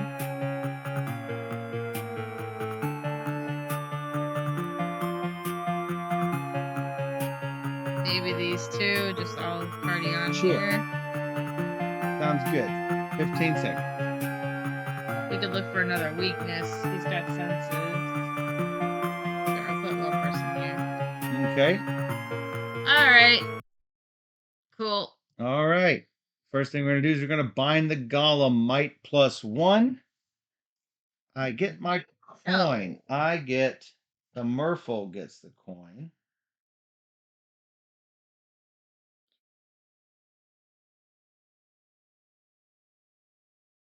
How do we get this might up?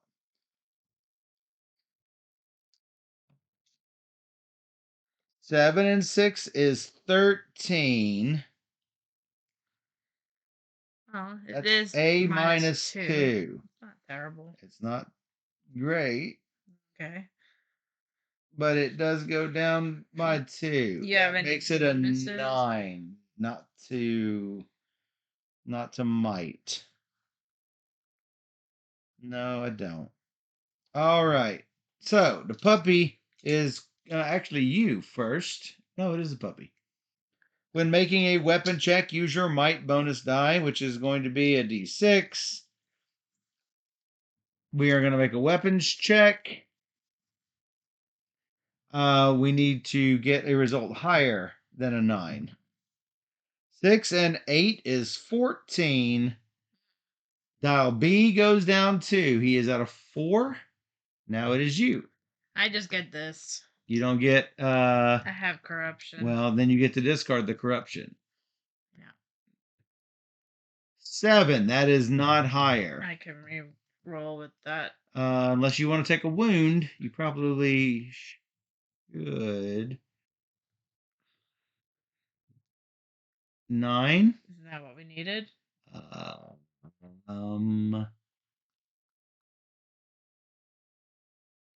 That is what we needed. Okay. B goes down 2. I was looking for equal to or higher, or equal to or lower. Well, too bad you were on the fallback, because you might have been able to take it out. But that's fine. But I'm going to look for a weakness. Yes. Look for a weakness or inspire others. Look for a weakness is 1904. Inspire others, Aid 1905. Others. Oh, I have to spend time, boo. Okay, spend the time. Oh, spend a time. I didn't read it. Didn't read it. Spending the time. That is number 2 on the risk track. Okay. Well, we don't really need a weakness. We can just kick his butt. Yeah, but I might be. I don't know. I thought. Okay. Well, do you want me to inspire others then? I mean, we're like literally one hit from killing him. Well, that's why I was looking for a weakness. Maybe it will deal a damage to him. Oh, looking for a weakness is not exploit the weakness. Looking for a weakness is like, hey, his kneecap is weak. It's up to you. What this is your character. I was gonna look for a weakness. Look for a weakness. 1904. Ah, yes. A moment free of the fray lets you spot a vulnerability on your assailant. Why are you hiding over here? Pan asks. I'm not. You insist. I'm searching for the thing's weakness. Why are you What am I hiding over doing here? over here? Oh, hiding for sure. Choose 2. Sense +1. Dial A -1. Dial A -1 for each standee. Including your own left on number 5, which would be I could kill it then. no. Oh, no, it's look That's for armor. Armor. How about sense +1 and A down 1? Great. Sense +1 is the important part. Gives me a coin. How about that? That was for your mouser. Yep. That is a reroll. You have a luck. So on the coin, there was a luck symbol. So you're going to get a luck. All right. Round end 1910. Okay. Whoops, I just killed the lock on the 4. Is dial B a 0? No. Lock action 4. Dial A +2. Back up to 10. Begin a new round on this page. Okay. Everybody pile on. I think I'm going to do the bind and attack like I did before. Let's do attacks. You could do any of the others if you wanted to. Is that the one that wants to do? Oh, you want to do snatch and grab? Just going to get more of this. I know, which but we're already going to get. My agility +1, which is That it what does. I'm trying to that do. It does. So You right. that's what I want to do. You right. Plus, it lets you do the discard to get whatever you need to get the risk -1 again. So which is good. We could do that. All right, binding the golem, getting the might +1, which lets me now use a D8.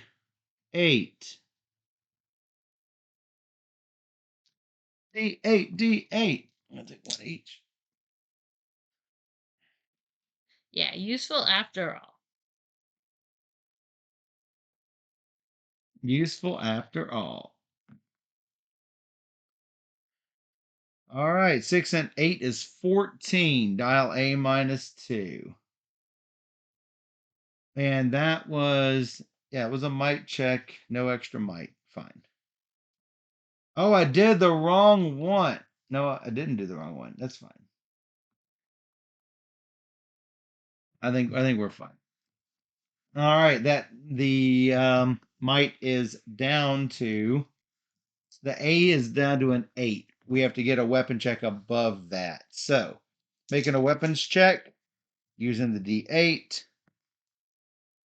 2 and 2. Let's re-roll that. Not great. Not great, Ralph. 5 and 2. Still not great. That is under what we need. Well, I can't stress myself out. So, I don't think you can spend a luck token on me. Let's try that again. Let me look.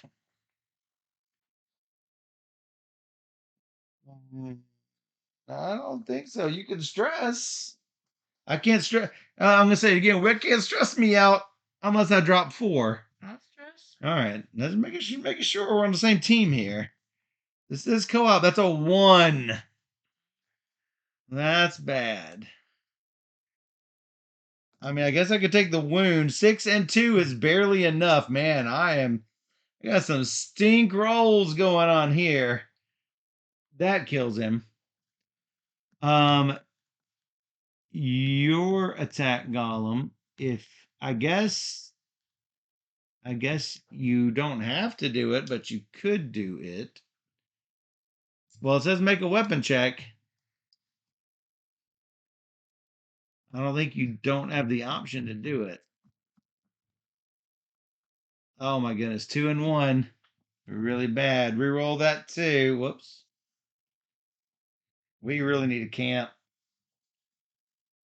All right, 15 and whatever else you rolled, then I'm not sure which die because you got 3 dice looking out there. I'm not sure which one. So you would have dropped it down some. Snatch and grab agility and make your agility check. You're going to get one of these. So the experience still counts for this, even though it's him? Yes, it's half an experience. Half an experience. Jeez. Can't get anywhere fast. Yeah, I did this. I did a slash with the upper half. That's fine. I haven't finished it. Okay. If you are sure, then yeah, sure. Yep, I'm sure. All right. Enter 1907. No, make an agility check. You might not enter 1907.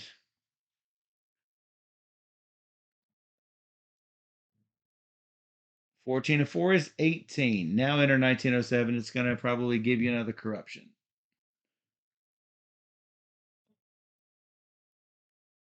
That is correct. Things are starting to look dire, so it makes sense to just grab some loot and hope for the best, right? You howl as you leap onto the golem and resist the corrupt energy that sears your flesh.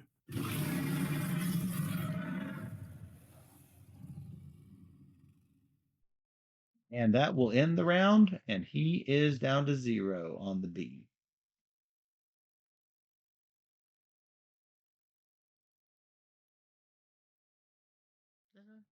No.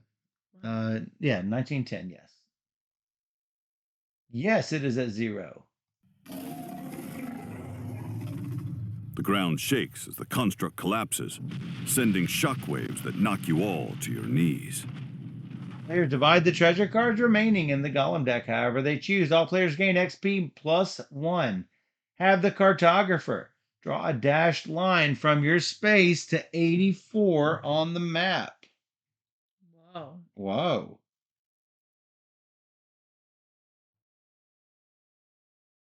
Whoa. That is a nice dashed line past a lot of stuff. Yeah. Look at that shortcut. It's a, super long shortcut. Look at that. That's fantastic.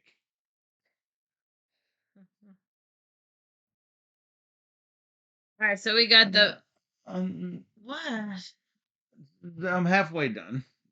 I haven't put any experience in yet, but have the cartographer draw. You may now travel along it, and you may now close the location book. Yeah, because we have not finished.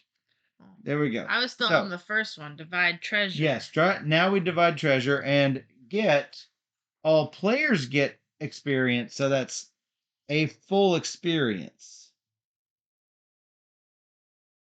And I assume we don't get the level until we get the full thing. But I don't know yet because it's on the other page. You can hand me the mouse while you're looking through the treasure. We have vial of acid. Before making a weapon check, you may discard this to gain. What? You can take the things that are helpful to you, and we'll show the cards that we keep. Unless you want to tell all 6 or 7 of those. I was going to, but okay, sure. It's fine. You can do it. You can do it. There's a few weapons. There's a few weapon modifiers. Nice. So, hey, thanks for following. Thanks, Chubby Meeple. I might boost one of my other weapons, I guess. My smarts is not great.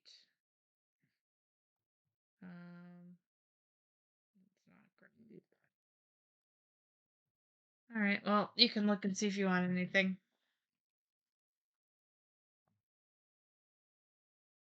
Actually, I might as well take one of these to.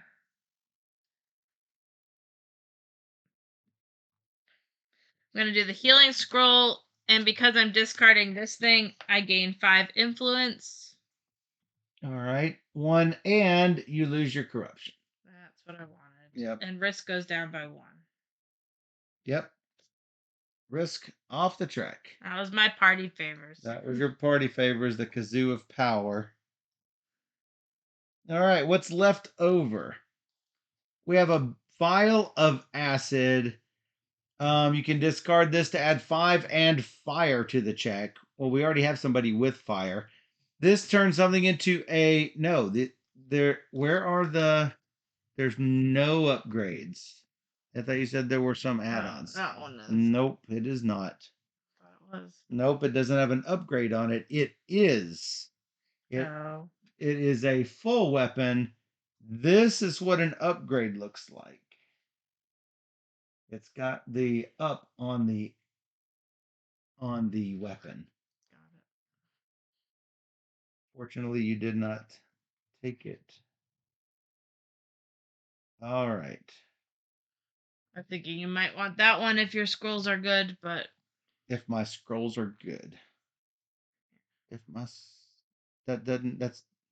I'm not sure I understand what that means. That doesn't make scrolls go up. Well, it's for your might. And then you get +2 for your scrolls. I mean, it's better than this. That's what I'm saying. If it's better than what you have. Yeah, but I'm looking at all of them. Okay. Because I don't necessarily want to get rid of the flaming trident, but let's look here for a minute. I haven't looked at. You've looked at all of these. I've not looked at any of them yet. So let me look. Let me start off by looking at them. The travel mug, which I've got a spider for trinket. So let's not look at the stuff I have. Let's look at the stuff I don't have. We have a travel mug. When I visit a tavern, heal a hit point. It also increases my will. The vial of acid. Before making the weapon check, you can add fire. I could probably hold on to it. We haven't taken any wounds yet. So I'm not sure we need that. Especially, we may not hit a tavern. We may just go right for it. I'm not sure.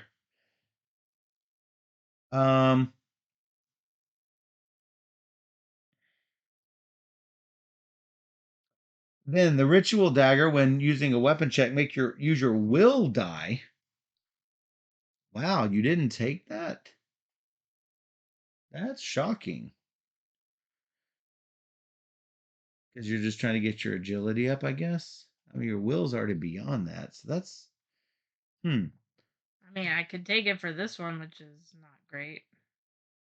I mean, that one uses your agility, which Could be great. could be great, is not currently great, but could be great. You can hold on to it. Whenever you would gain a stress or a wound, you may instead discard a follower to heal 3 hit points. Oh, because you stabbed the follower right in the chest. And the Gorilla Wrench is like a better version of the Bone Hammer. When you equip the Rod of Ice, gain a Corruption +1. When making a weapons check, you use your smarts, which will only ever be a D4.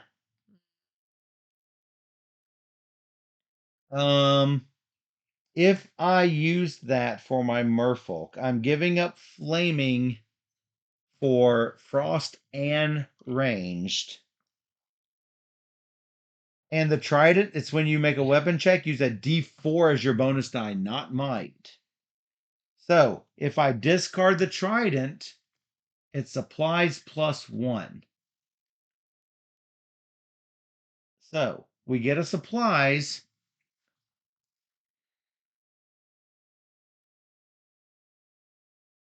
And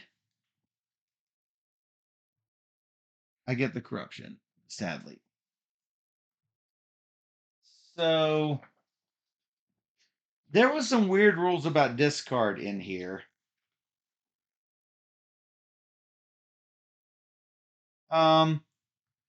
It says you can you can discard to resolve the listed effect. When you discard to resolve a treasure -1 or discarding a treasure you don't have a slot for, you don't get the discard effect. So yeah, you have to, as I mentioned, you have to equip it before you can even get anything for it.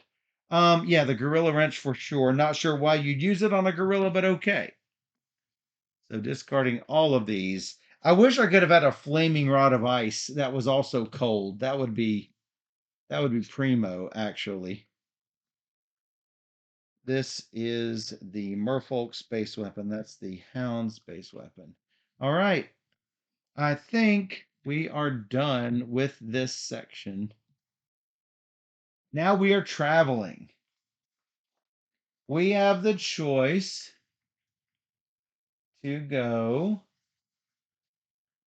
to the lawful shrine way over to 84, and those are our two options, basically. Maybe the lawful shrine, then go back to 84. Pulling 2. We would have to pull 2. Yeah. If you think you have enough lawful things with being one lawful, one chaotic. 1, but maybe you get more there. I could not hope. I'm just curious to know. I am also curious. So. But let's increase the risk. On lurk, says Dan. Oh, look, it's radiation. Let's go to the lawful shrine.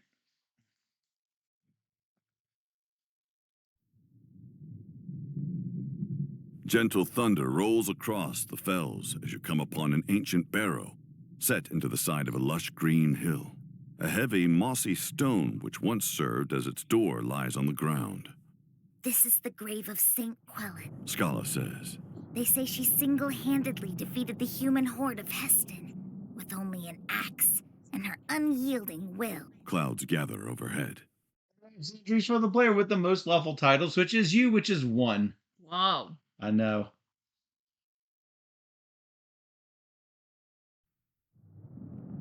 What happened to the door? You ask. Freelancers looted the place long ago. Scala shrugs. You know how it is. Seems like a shame. You muse. A great hero like that, having their grave desecrated? A curtain of rain begins to sweep down from the hills toward you. Maybe we should get out of this blasted rain, matey. Asks Cookie. For some reason, everyone looks at you. Dan says the game's broken because I can't possibly be the most lawful. It's true, but she's also the most chaotic at the moment. It's true. Most chaos and most lovable. Um, Dan knows you are the queen of chaos. this is true. That checks out. Aldi's just like, so lawful. One. All right, let's take shelter. What could go wrong? You decide to enter the ancient barrow and wait out the rain. As the others start a small fire to warm themselves, you walk back further into the chamber and find a heavy stone sarcophagus thrown open and looted.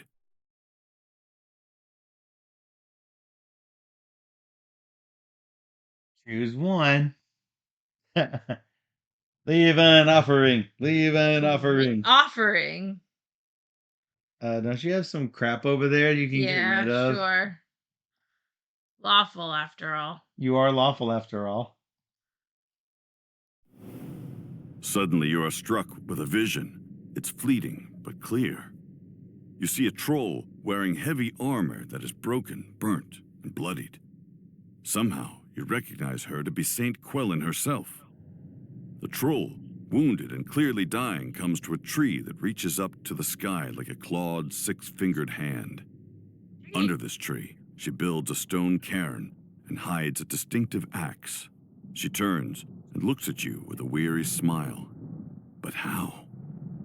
The vision is gone, but the image of the axe stays with you. Nice. You're going to get an axe. In your own words, describe what you imagine the axe you saw in the vision looked like. Use your words. Very sharp. Hold on, hit next.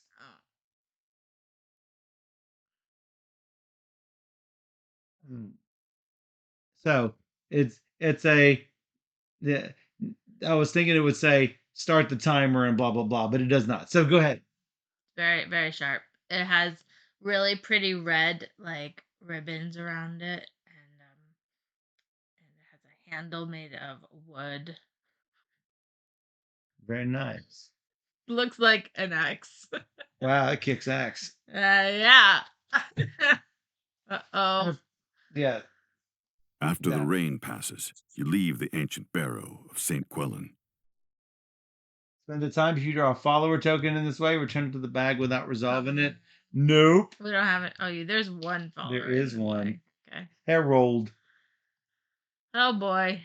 Later, you see a tree on a hill. Its ancient branches make it look like a hand with 6 fingers reaching to the sky. You feel drawn to this place. Bet you do. There you find a cairn of stones.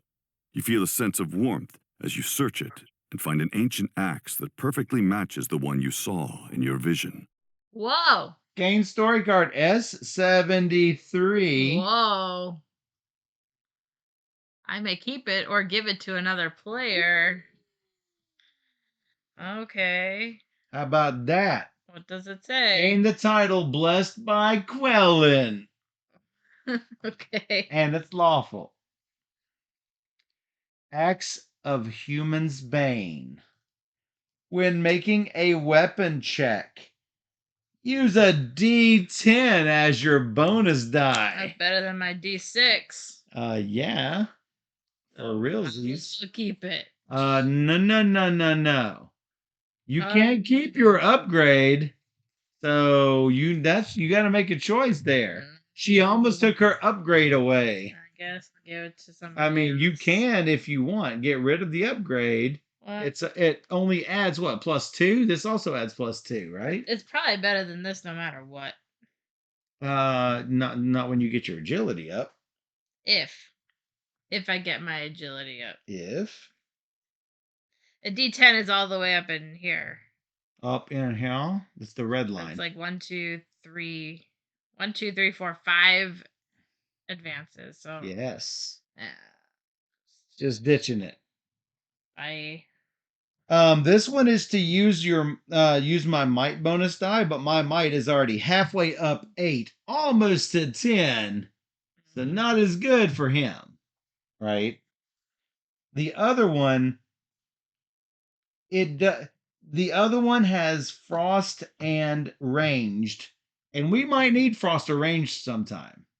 So even though I'm using my smarts bonus die, you've seen the things that say like, oh, add 10 to it. And Yeah. so probably best to get rid of that fencing blade. Yeah, sure. So for sure, I think you made the right choice there.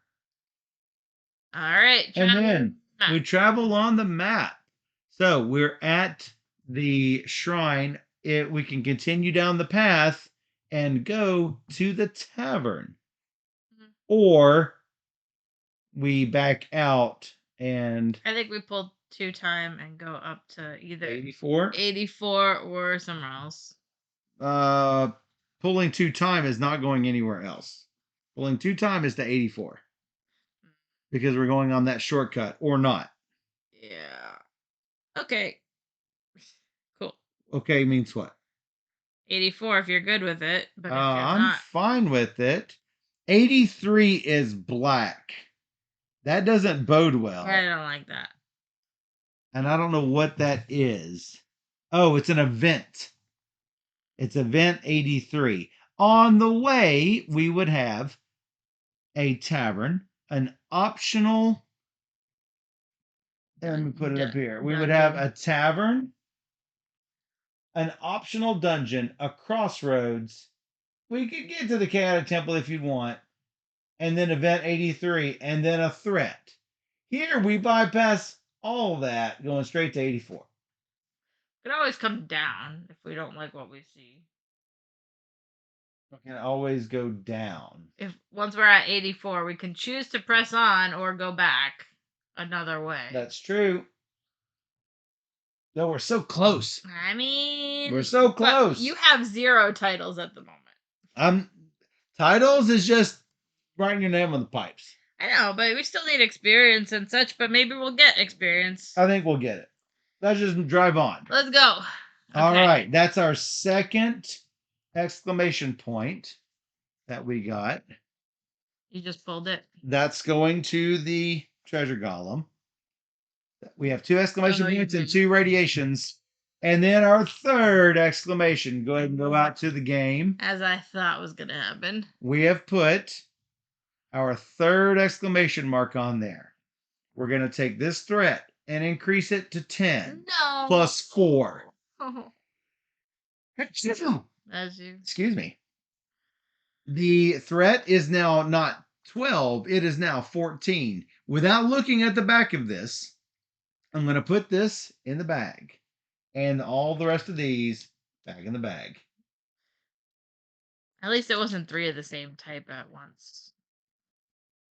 Chubby says, I had so much fun with this at Gen Con. We laughed quite a lot with the story. I wish I had a group here at home for it. I'd love to play it more. Glad I get to watch some more gameplay. Yes, absolutely. Yeah. The last time, the first and only other time we played it, we had a really funny encounter where Steph was a bug and drank bug juice and got the title The Cannibal. Because you were a bug and drank bug juice. The bug. So that was pretty funny. It was really funny. All right, we have moved on to 84.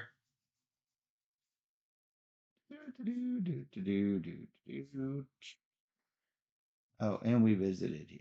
Sounds like a perfect dotted line that you did there. I mean, I don't know if it's perfect. It was. Now it's not. Now it's not because I've covered it all up. Ruined. I'm the ruiner. 84. 84. Entry 84. That's a rainbow axe. You did see Jelvia said L awful. That's so funny. All right, here we go. Yeah. You find a cabin tucked away in the middle of nowhere. You decide to stop and inquire if the inhabitants have seen Lyra. But as you near the dwelling, you hear a man and a woman screaming at each other from within. A young Grubin boy comes out to meet you, giving an awkward smile and a shrug as an apology for his parents. Sorry for all the hollering. He says, We had a floaters pass through this way the other day. My folks have been fighting ever since. Lyra, Pan exclaims. was it a gnome? Did she look like me? The boy squints at her and says, Suppose so. Wouldn't stop making her weirdo music either. Now my pops is in love with a goose, and it's really made a mess of things. Oh my goodness. Listen, if y'all promise to behave, you can put up your feet for a spell. But you can't stay inside on account of my parents. Camp in the yard if you want. Just stay clear of the cellar. Uh-oh, I let's don't go. want to know what's going on. Let's go to the center. Oh, wait, Scala asks. quick question. Any idea why the flute didn't affect you? You feel fine, right? I reckon it's on account I ain't quite old enough to be a man. The Gruben boy responds. So I ain't allowed to clean my ears yet. Interesting. Scala turns to you. We should be sure to gum our ears up as much as we can to block the magic. Way ahead of you, matey. Cookie says, puffing his chest out. Turn to page 17 Too in the far. location book. There. Lonely Cottage. Okay. Begin the round on this page. So, if you will pop out to here, we've got chop wood, chat with the occupants, Ooh. help with dinner, walk the forest, bird watch, explore ruins, forage hunt, rest, spend a time, choose a camp action, study map, and sneak into the cellar. Oh, There's your agility check, Steph. Let's Oh go. my goodness. All right, I'm ahead of you too. Ready? What? I'm hitting it. Go. I am going to. Where was I going? This, and then this is going to sneak into the cellar. I want the agility check. It gives me an experience. All day long, I steal stuff. So I am definitely going to chop some wood, making a might check, because that's also an experience. I don't need sense.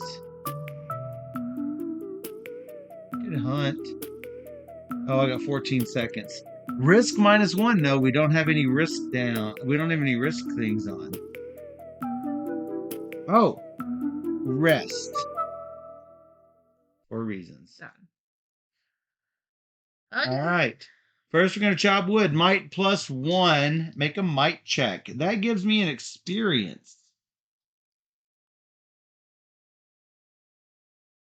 Ooh, look at you. I am now level 2. Retrieve explosive axe from the story deck. Whoa. What? Explosive axe. I don't know if that's good or bad. It's a one-time use axe.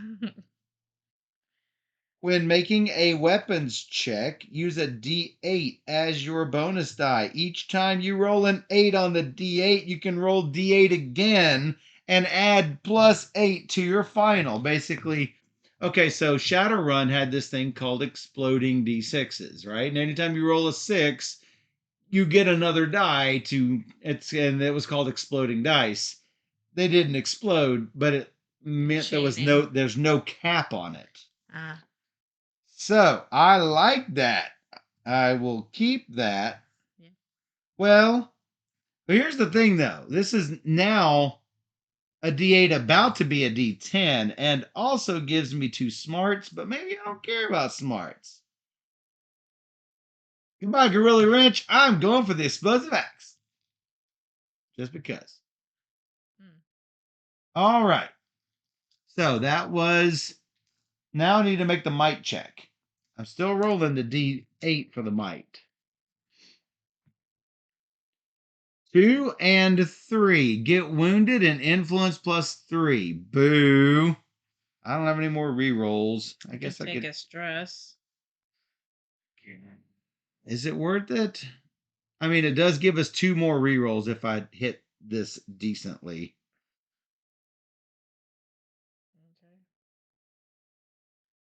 Okay. 10 and 3. Not better. It's 1 short. Gosh. I could help myself out because I'm going to get influence anyway. If you don't, yeah, you should. I could take 1 more, I guess.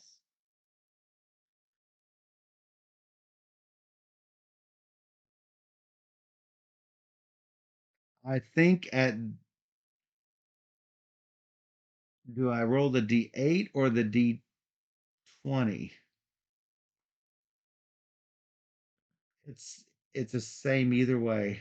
Because it's slightly better rolling this. You're +1 or you're not? I am plus nothing. So you need a 2 more. Oh, what? You Yeah, I need need 2 15 more. I need more. 15. I need yeah. So this is a 50-50 shot currently. It's a 50-50 shot if you were to get another one. If you were to do another one. I am. I can All do right, help it. me out one more. Please do it. No, do you want to do it to this one? Same difference. Is it? I don't think it's the same difference at all. 7, that gets it. Luck +2, which gets the rerolls back, and influence +6, which doesn't help at all.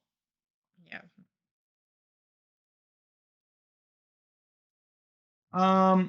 Then chat with the occupants. Will +1 for the mouser, and make a will check.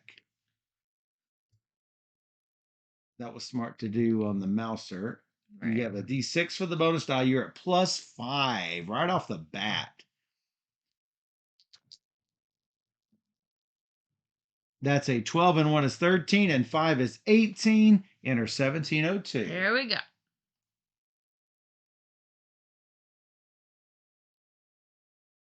You seek to aid the parents by acting as a mediator. You nervously enter the cabin and find the fuming mother and weeping father.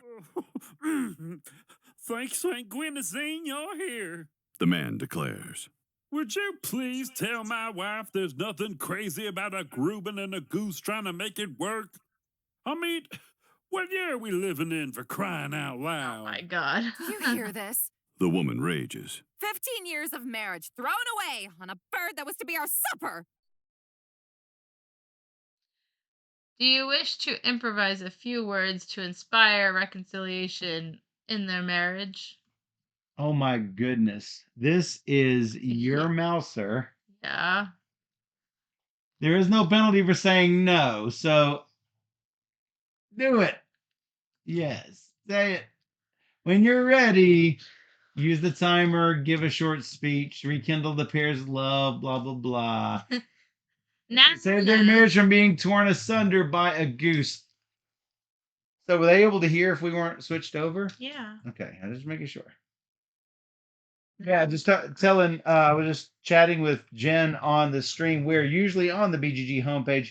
Aldi, for some reason, since September started, we have not been. The automated scheduler has not put it on. But Aldi is watching the stream. Aldi, say hi to Jen. Yeah, Aldi is a good friend of ours, and obviously, I promote BGG wherever I am usually. So. See, there's Aldi. Aldi's the best. Aldi is the owner, creator, and founder of BGG. We all love BGG. Oh yeah. So Hondo P. He's the best. Hondo P.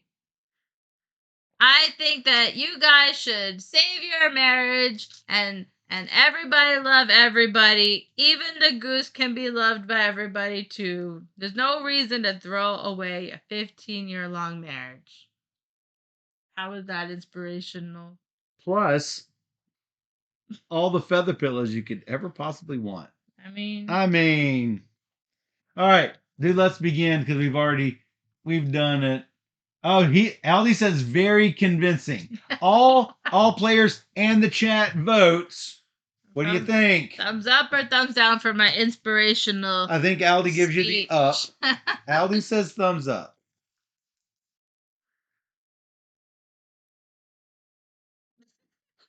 Thumbs up. Jen says thumbs up. I'm not that inspiring, but we'll see. So Jen was wondering what had gone on. We found a shortcut from this treasure golem all the way up here. Here's the final destination. So hopefully that gave us a big boost. All right. All right. Thank you for the kind words. The man sighs. Perhaps they'll inspire my wife to finally get off my back about my beautiful relationship with Gladys. Be quiet, you doofus! You snap at him before turning to his wife. Now think! Did that visiting gnome with the flute say where she was going? The woman sighs and shrugs. Maybe. Oh, yes, actually. She said she was fixing to cross the corrupted lake. Not sure how, though. You'd have to be a certified smarty pants to start the ancient fairy. You take note of the warning. Thanks for the help and good luck. Maybe give your kids something nice as an apology later, yeah? Luck +2. Risk -1. We don't have any risk. Boo. Have the cartographer draw something on the map to remind you there's an old ferry boat at 85, which we're coming close to. Wonder where that's. It's gonna take us directly to the end. It's a boat. There's a boat. Okay. Well, that was that. Heyo. Whoa. Thanks for following. Can't see. Well, what if you just moved it over? Deathy? Thanks for following. Hopefully we're not gonna be in Deathy. It's true. So that was that was all of that, wasn't it? This. So rest, spend a time and choose a camp action. Chatting with the crazy uncle. I had to do this. There's a reason for it. I wish we had gotten this before we had gotten it. But the reason I want a camp action is because I wanted, as a camp action, I can discard this card to gain 1 experience. I mean, that's good. 1 experience. I'm 1.5 experience from level 3. Or rather, I should say 3 experience the way we're doing it. So that was that. And now you're sneaking into the cellar. Agility +1. Okay, let's go. For you +1/2. And then make the agility check, which is D20 and D6. Yeah, I got no corruption, so. Oh, my merfolk's got corruption. Good thing I haven't rolled the die. 13! I should probably. Yeah, let's re-roll that. You don't have a reroll, do you? So that would be. Just need a 15. You just Should need I to roll that. Yeah, I think so. No. Nope. Whoa, what are you doing? I can lose 3. So now it's a 12 and 2. 14, not good enough. I can take 1 more stress and then I'm out of spots. Why can't I roll? I don't know. All my rerolls are here. I can't help you with that. Got it. 14. It's 16. Enter 1710. All right, 1710. That better be word that. Not very stealthy. You hear a strange noise from the cellar, almost like a honking horn. At first you get scared because you think there might be clowns down there. Then you recall the words of the little boy ordering you not to go down into the cellar. So now obviously you have to go. Obviously. You cautiously open the door and behold a goose. Honestly, it's a drop-dead gorgeous goose. Oh my goodness! Slender neck and eyes to die for. You feel the heat in your cheeks as you blush. Listen, You tell the goose. the guy here doesn't appreciate you. Not the way I do. Oh Baby, no. I can show you the world. I can show you the world. Gain story card S9, the goose from the deck. Yes, you now have the goose. As a camp action, you may discard this card to have all players heal 3 hit points. If you have this card equipped at the end of the game, gain the title Totally Normal Goose Owner. I love it. Hey, guess what? I'm discarding this card. I bet you are. Discard. Heal up to 3 HP total from any players. So. I guess you. And you get a corruption? I do. Oh. So. When. So let me do this. When you heal hit points, does that heal stress? That I'm trying to find out. And it's not there. So let's see. Hey, Christmas goose? I'm going to go ahead and assume the healing of hit points is because you ate the goose. No, Might be. because it's my healing scroll. I read some. No, read your thing. This, yeah, read that we're again. Definitely gonna eat the goose to heal up if we need to. So, do this. Hit done. Now go down. Now do rules rules glossary. Enter. Scroll down. Heal. Scroll down. Heal. No, heal. Thank you. Yeah. The act of reducing the number of stress or wound tokens. When it's HP, you choose to discard 1 stress or 1 wound. So that's good. Yeah. And this is why even is not necessarily the best. I mean, having it maxed on 1 character not necessarily the best, because if you can remove it from several, that might be better. So you can remove 2 and I'll remove 1. 1 and he has rerolls. He does not have rerolls. You do not have rerolls. All right. That's all I needed to look at. And back. So, round in 1711. Do you have the goose? No, it doesn't say that yet. But that'll be funny. You decide to slip away from the cabin rather than make awkward goodbyes. You head north, following after Lyra, who so horribly broke this home. The events of your brief rest here only solidify the feeling that something must be done about the chaos this instrument has been spreading. As you set out, you see a small songbird lying dead on the trail, choked to death on another songbird. Oh, Scarlet no. says, If we cannot stop Lyra soon, things are going to get really bad. She went northwest from here. Pan says sadly, you can feel it too. Whatever the flute's reason for taking Lyra this way was, you can feel the corruption of its song pulling you that way as well, as if it possesses its own gravity. Oh no. Yikes. Travel on the map. So, we can choose the dungeon or the camp. Probably a camp. We still have a lot of health we could heal. Yeah. And we can always go back for the dungeon, right? Maybe.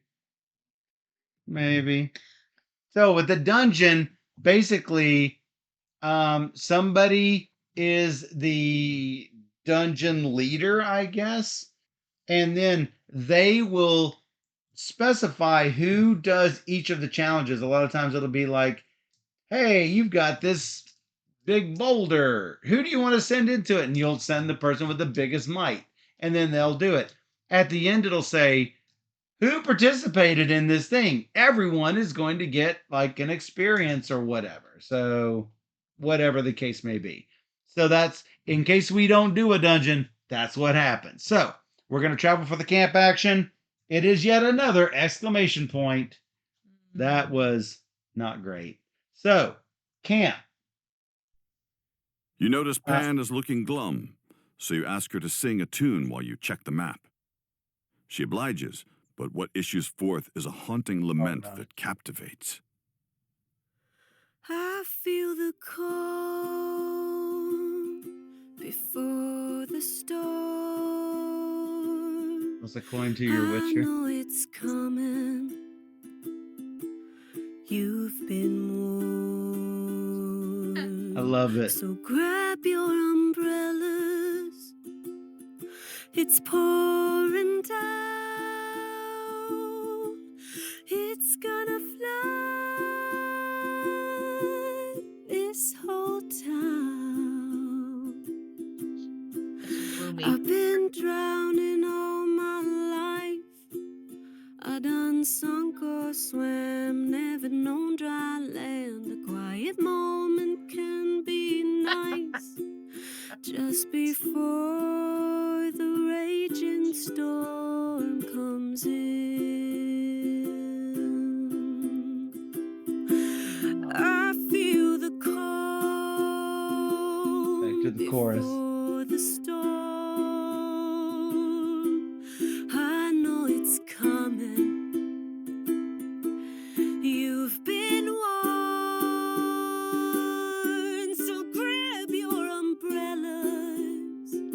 Didn't craft the umbrellas that time. Down, it's gonna flood this whole town.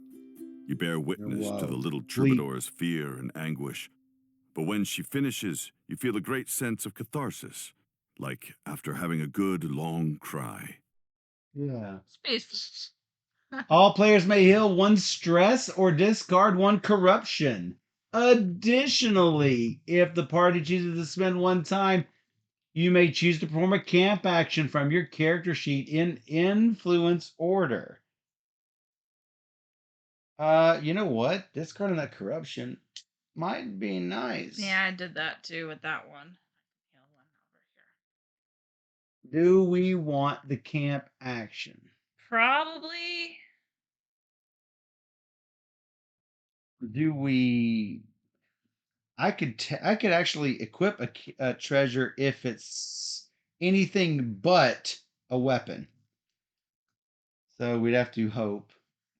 I don't love my camp actions with my fluffer-nutted kitty. But I do like camp actions for the elf. So if you have things you could do. One of them is risk -1. So.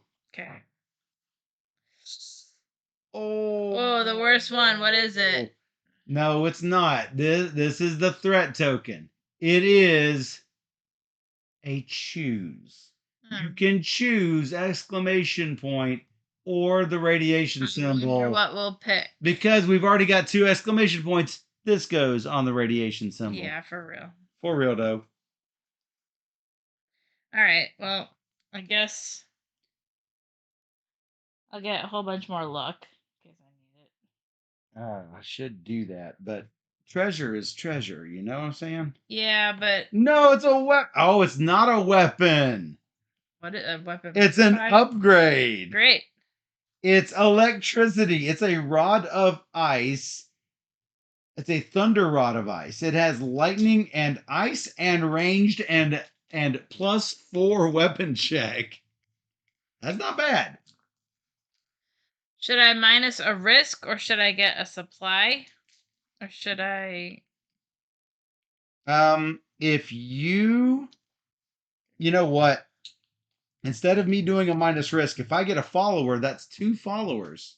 Yeah. And an extra thing in the bag. If I could get a follower, I would. So you should get a follower. I'm getting a follower. I think I'm just gonna do the risk -1. You can kill a risk. I normally would say take the variable one, but we have 2 exclamation points. I think we kill an exclamation point. Yeah, that's what I figured.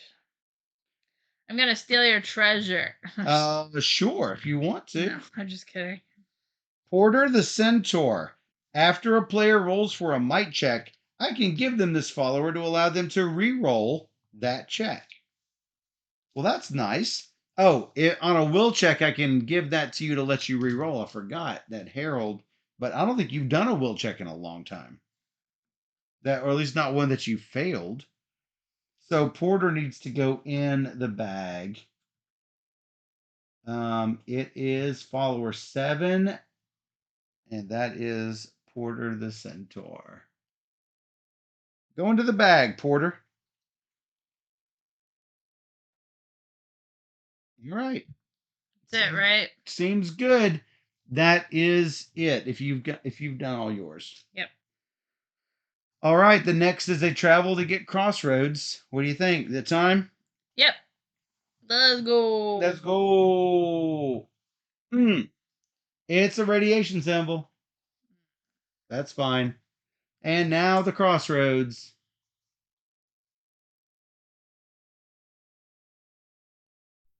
You discover an old safe, partially submerged in the ground. Entries for the thief. How did such a thing get there? Did it fall from a passing cart? Was it dropped by an ogre rambling through? Who can say? All you know is it's begging to be cracked and looted. But these sorts of locks can be tricky. Thank God. Make a smarts check. This is not good. Is it equal to or higher than the current threat of 14? I can't do it. You roll a d20. I can do it. Just to be clear, I can't use my mouser for this. No. Hmm. 2.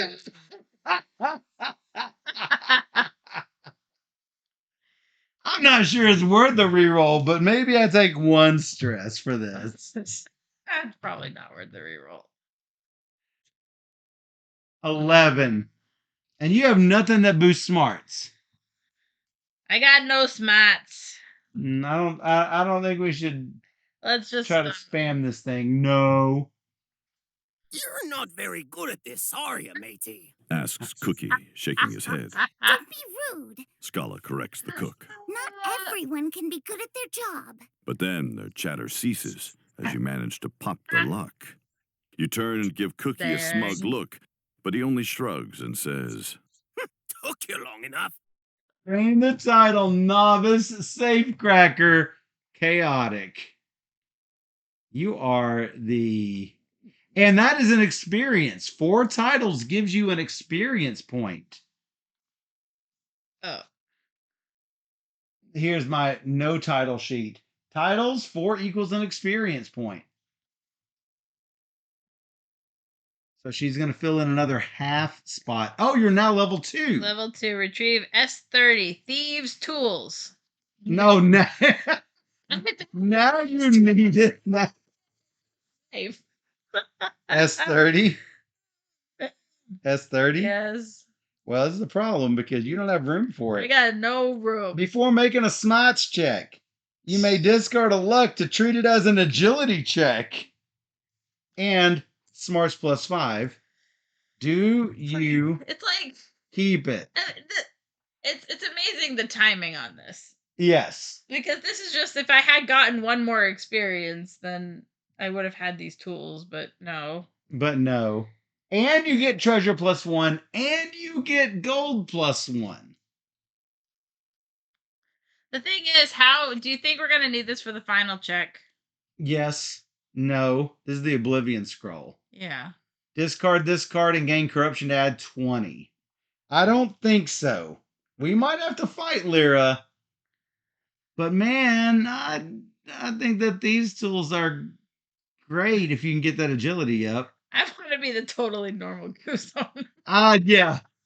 You gotta try to keep the goose. You gotta try to keep the goose. I just gotta try and get the goose. All right. Are we giving up the Oblivion Scroll, do you think? Well, it's like a last effort resort. Like having the 20 in your back pocket is nice. It's only on a weapon check. That's true. I think having this plus 5 for smarts is gonna be helpful. Yeah, probably. So. Because you weren't quite smart enough to do this last thing. I definitely was not. I also get a treasure. Here is your treasure. It's a lucky quiver. After you complete a weapons check, luck plus 1. No bow, no problem. Agility plus 1. Will plus 1. Sense plus 1. Do you keep it? Maybe not. You're not usually the weapon person. Yeah, I like having But all the pluses. I remember but it's having better that. than I had this. that once.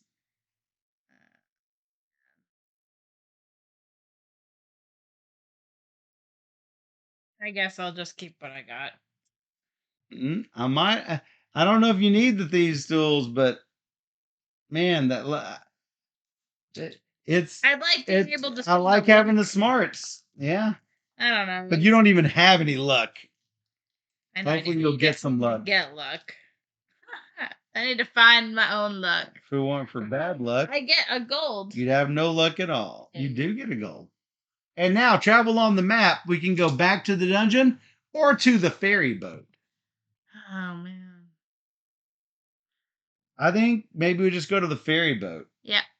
Let's go. Let's draw it because our threat track is getting higher. I know. I'm worried about that. Yes. It is an exclamation point. We're at 2 and 2. So we are going to... Straight to the ferry boat because we're running out of space on the wrist track. I was just going to go straight to it. Right, but what number is it? We did the Crossroads, right? That was the thief. 85 is the... All right. Is the thing. Uh-oh. Before corrupted you ferry. lies a vast lake, the pulsing surface of its corrupted waters a foul blood red. Looks The bad. waves are moving the wrong way. Moans Scala. In the distance, you can make out a small craft drifting into the fog. A small figure sits on its deck. That's Lyra! Pan Oh, no. cries, and Grunko, son of Grung, holds her back from the water's edge. The figure on the boat lifts a flute to its lips and begins to play a haunting melody. The water around the boat suddenly swells and pushes it off into the enveloping fog. Whoa. Wait! Come back! Pan wails. She turns to you, tears streaming down her cheeks. Please, we have to hurry! The pipes almost have her where they want her! Cookie points to an ancient ferry that sits nearby. You run to it and board it, but struggle to make the engine sputter to life. Black smoke belches forth from the neglected craft as you free it from its mooring. The unsettling melody floats along the water toward you, as if borne upon the fog itself. The boat jolts as the water rises up, forming tentacles that lash at you and your horrified crew. We've got to get the engines going. Scala cries. Otherwise, we're sure to be pulled down.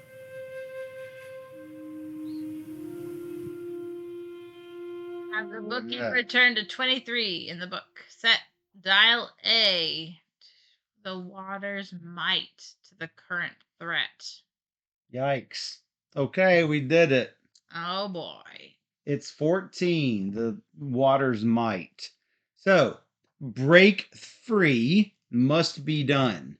Quell the panic must be done. Oh, cat. I'll do both of those. What? Okay. Unless your might's really Sure. good. My might is really good. So if your might is better than my agility, then Oh, that is might, isn't it? My might is a D8. mine's It's a- almost D10. So you might get a +1. Ooh, attack the water. Ice gives +10. I'm on it. I'm on it. I'm Alright. on it. Well, are we ready? Yep. All right. You first. Sure. My might is pretty good. And good thing the merfolk got rid of the attack the water thing. That's your will. Question mark? Try vending machines. Well, it is vending machines. Do you want to do sense? Pinpoint the music. Sense +1? Smarts +1? Yeah, we'll do this one. Right now. Is that the smarts one? I have Yes. +5 now. with that guy. And this is good for Yeah. will? Oh, yeah. That's great. Done. Sweet. And if you miss the will check, Harold can transfer to you. Okay. Let's break free. I want to break free. I want to break free. All right. For real. I want to break free. Does any player have the title all twisted up? No. The water itself rises around the sides of the ferry as tentacles. They reach and grab hold of you with surprising ferocity. Not wriggle loose. Break free. That's might. Might +1. Yes. That puts me in D10 category. Nice. And make a might check. I have 2 rerolls sitting around. Say this, oh my, you're still at it. Like we said, this game can take a while. Yeah. But We could we could have stopped at any time, which is I don't want to stop. don't want to stop. 28. I think you did it. Whatever it is. 28. It's twice as good as the current threat. I think so, yes. Yes. The tentacles lash you and grab you, but you shout and flex in all directions, screaming with rage. The power of it explodes the tentacle into a red shower of water that rains Whoa. down upon you.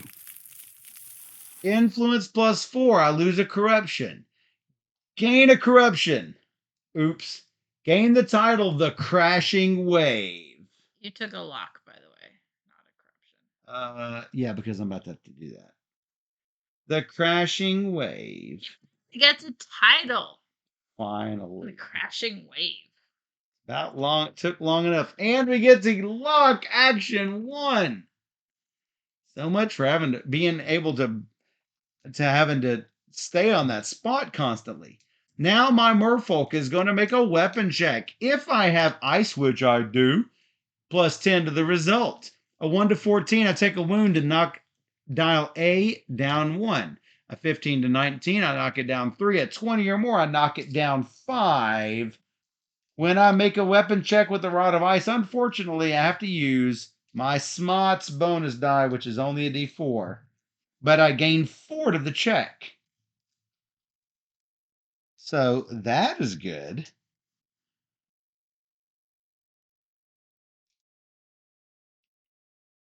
Is that all I need?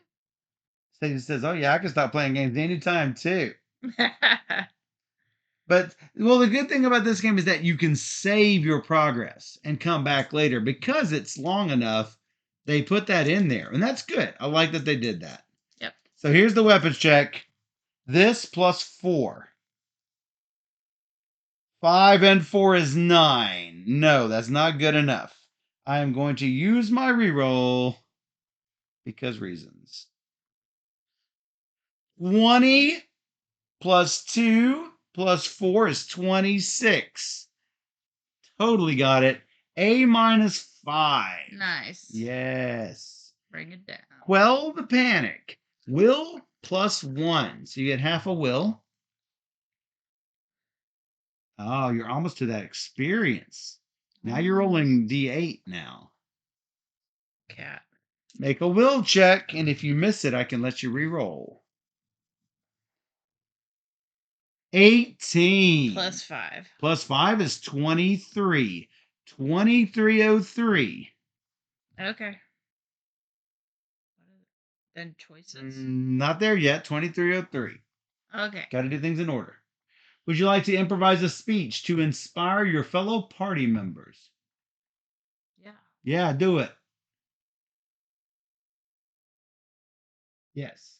When you're ready, have another player use the timer. Do it in character. Let's begin. I think it's just water. Maybe if we can get the sea creatures involved to help our cause, we can take her down together. Everybody will work together to make it happen. Let's go. Let's go. Why I have to give all the speeches? Everyone vote. Was it inspiring? Sure. We're the best. Let's go. Stacey says that is nice. And then she said, let's go.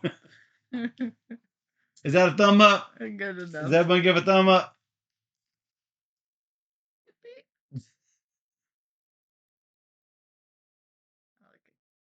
Maybe. Okay. Thumbs up, says Stacey. All right, we'll do it. You calm the followers with your words, gaining the respect of all who hear it. And your stack of luck. Dial A minus 3. Nice. Lock action 4. Whoa. Nice. Gain the title, The Voice of Reason. Why are you putting them on the opposite side? It was gained by the cat versus gained by the elf. That doesn't matter. All right, you got it. Done. Let's go. All right. And start the engine. Smarts plus 1, enter 2307.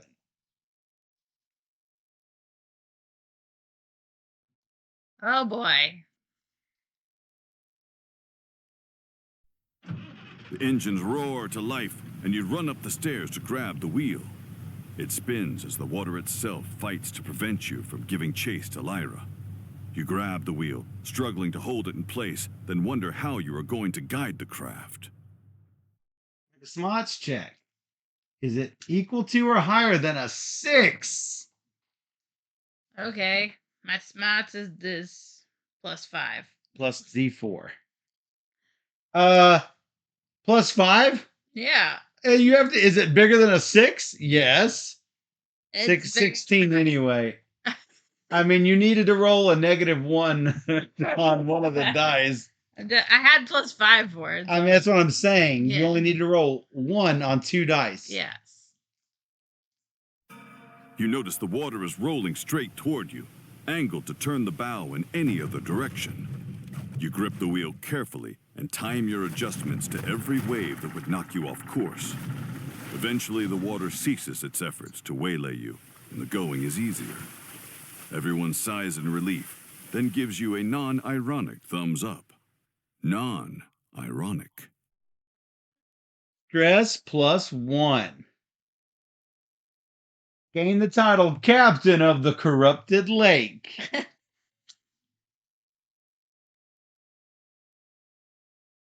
I thought that was your cat side. It's not. Oh. That's your elf side? Yeah. Oh. Not that it matters. Round end 2308. Matters. 2308. Okay, 2308. That's the round end. Does any player have the title Captain of the Corrupted Lake? Yes. That You time. just got it. The boat plunge. Well, go ahead and do the play. The boat plunges into the unsettling fog. Everything is disquietingly still. But then, in the distance, you hear a faint melody that makes your skin crawl. Oh, thank the songs of old. Whispers Pan. There is yet still time. Take heart, my friends, for all is not yet lost. Above you, the mist parts and you see the sky has turned as red as the lake. I'm not so sure about that. You reply. Travel on the map. We can go to the trading post or straight there. I don't think we need to trade or anything, so my guess would be just go there. Let's go. Unfortunately, I have a corruption. Yay. I got 20 million rerolls for the cat. For the cat, though. Yeah. Yes. Oh man, he yes. He All right. I want you to see this. 2 and 2. Anything would increase the threat, and I drew the one good token. the follower Harold that we got at the start. It's Harold's turn. Follower 10. Let's see. No. Go switch over to the other page. Let them see all the different followers you can get in this game. And then we did Harold. Number 10. 10. And then we go to the go. Does any player have the follower F10 Harold? Now here's the thing, guys. If you had lost a follower for some reason, because remember there was one thing on there that said, here's your choices, follower -1 or whatever, right? Yeah. You could lose Harold and still encounter his token. That's fine. You could do that. But I have Harold. Yep. We're good to go. Harold politely takes you aside. Hey, friend. He says, I say this in the nicest possible way, but you look like absolute hound crap. I'm the hound. Very nice. You reply sarcastically. Look, kid, if my appearance was lacking, I would want someone to tell me. Come on, let's get you fixed up. What do you say? I'll accept the makeover. This one? Yeah. How are you gonna make over And you gesture at your entire body. this? But Harold just smiles. Wow. You worry about the freelancing, and I'll worry about the makeovers, okay? What a jerk. Ow! You shout as Harold plucks your eyebrows. How often have these been tweezed? He asks. I don't even know what that word means. You whimper. So you've never actually worn makeup? Harold No. nods. No, You reply. my dad died before he ever had a chance to teach me that stuff. Oh, I'm sorry. Harold says quietly. It's nothing. You reply. I'm not even sure that's true. I'm just nervous. Oh my goodness. Choose your face shape. Square, circle, oval, trapezoid, parallelogram, bigger square, triangle, scutoid. I mean, I'm a dog. It's sort of. What? Okay. I mean, it's sort of. I don't know. What is my face shape, everybody? What is this face shape? Those are your options. What's the last one? Scutoid. I don't know. Let's Somebody look pick it that up. just because it's funny.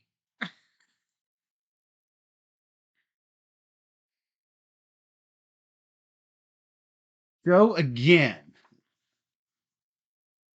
There's your options there on the side. Am I scutoid? I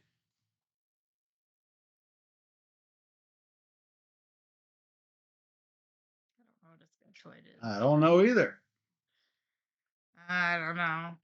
I know what all the other ones are. I don't know what scutoid is.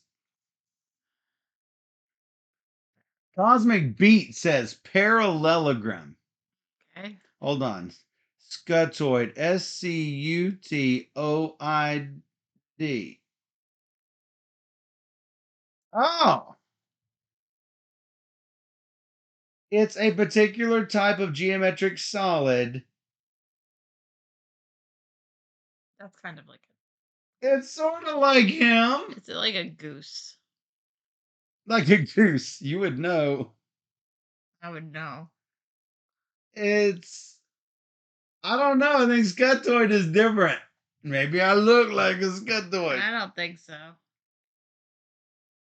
Both of these are scutoids I would in say, the middle. I would say oval. I mean, my snout is sort of scutoid-ish. I don't know. Just pick one. It's your character. I don't know. Let me see what everybody's saying. Someone said, oh yeah. Stacey says, oh yeah. Do scutoid. I just want to see what it does. King of the scutoids. Harold is styling your hair and says, Well, your coif doesn't really go with your face shape. What do you have in mind? You ask. Oh, I have an idea. He What's your answers. idea? What kind of idea? You ask nervously. It says you're going to have to trust me. Do you wear glasses? No. I do sometimes, but no. Well, at least we don't have to worry about glasses. Harold sighs. After your makeover, you return to the others. Harold blows his horn and announces your entrance as you appear with an awkward wave and make your way toward the rest of the party. Freelancers. He says, Now presenting the new, but not improved, just different. Oh dear. you die a little inside because it's apparent to everyone that Harold doesn't even know your name. Oh no! Tamara? No, Lawrence. Still, despite the social humiliation, everyone agrees you are finally hot, You're all that! shouts Cookie. Gain the title and a bag of chips. Will +1. Discard Harold from the bag because he's out of the bag. And that's it. I got a title and a bag of chips. Good for you. And now we are at 86. It is the music place. Turn to page 25, but do not begin a round until instructed. Doing it. Man, there's so many we have just not seen. It's awesome. All right.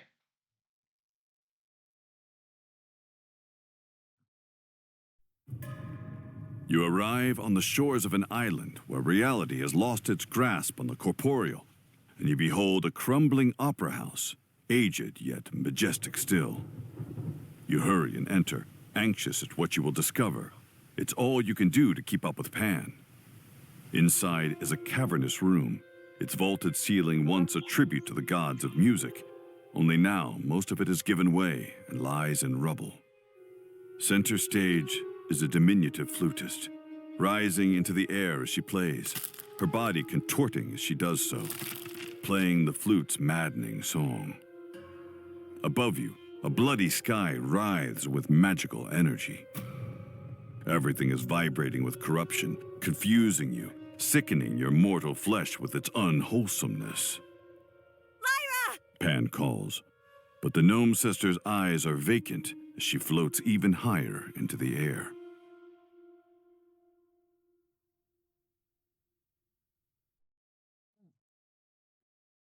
Dial A, the bard's height to the current threat. All players with corruption discard 1 corruption. I don't even have any. That's awesome. I want to discard a corruption. That's awesome. For each player who does increase the dial A by 1. No. I don't think you have a choice. I have to. All right, so she's at 15. I discard my corruption. Does anybody have the title Seeker of Harmony? No. No one is quite sure what to do, and all you can do is stand there and gape. The power of the corruption in the air is overwhelming. There is a scream as one of your followers is assailed by dark energy. My With a Harold. shriek, they tear one of their own ears from their head. Whoa. Suddenly, from behind, you hear another tune, faint but calming. You turn to see Pan playing something frantically upon her lute, striving in vain to counteract the corrupt song of the pipes of discord. We need to save my sister! She calls to you. Pan! You shout back, proposing a wild hunch. Can you harmonize with the Song of Chaos? Will that calm it? The flute's magic surges, threatening to drown her response, so she screams to you. I think it might work, but I'll need all the help I can get. The music is powerful, and its pattern is hard to find. Bringing harmony to it will be difficult. You snap into action as Lyra floats even higher into the swirling clouds. Dial A plus 2 more. No. Mm-hmm. Does any player have story card? S7 sheet music. Ew. I was wondering when I could use that. There it is. I think this can help! One of you shouts above the din. Yeah! Pan cheers. Show it to me and follow my lead. Let's go. You flash Pan the sheet music, and indeed she begins to Flash better it, Pan. harmonize with her sister. Lyra, clearly possessed and hovering erratically above the opera house, drops lower, almost into striking distance. It's working already! Squeals a delighted Scala. Try to hit the flute! But please, don't hit Lyra! Pan pleads. A minus 2, down to 15. Set B, the flute's hit points, to 1 plus the number of players. Up to 5 now. Set dial C, the bard's hit points, to 2. Don't hit the bard. Begin the round on this page. All right, we are on the Opera House. And let's go. Okay. You are first. Yes, I am. Are we ready to start? We have a sense, might, smarts, sing, agility, a decorate, and an attack. And we're looking for range. It equals it's range plus 10 to the result. So. Oh, you have to have range? No, but range gives plus 10. Oh, well, I got range, so maybe I'll do that. You have range? Which one's your range? I got a wind sword. Whoa, nice. All right, let's go. Go. You're first. Definitely gonna do the attack. And you know what?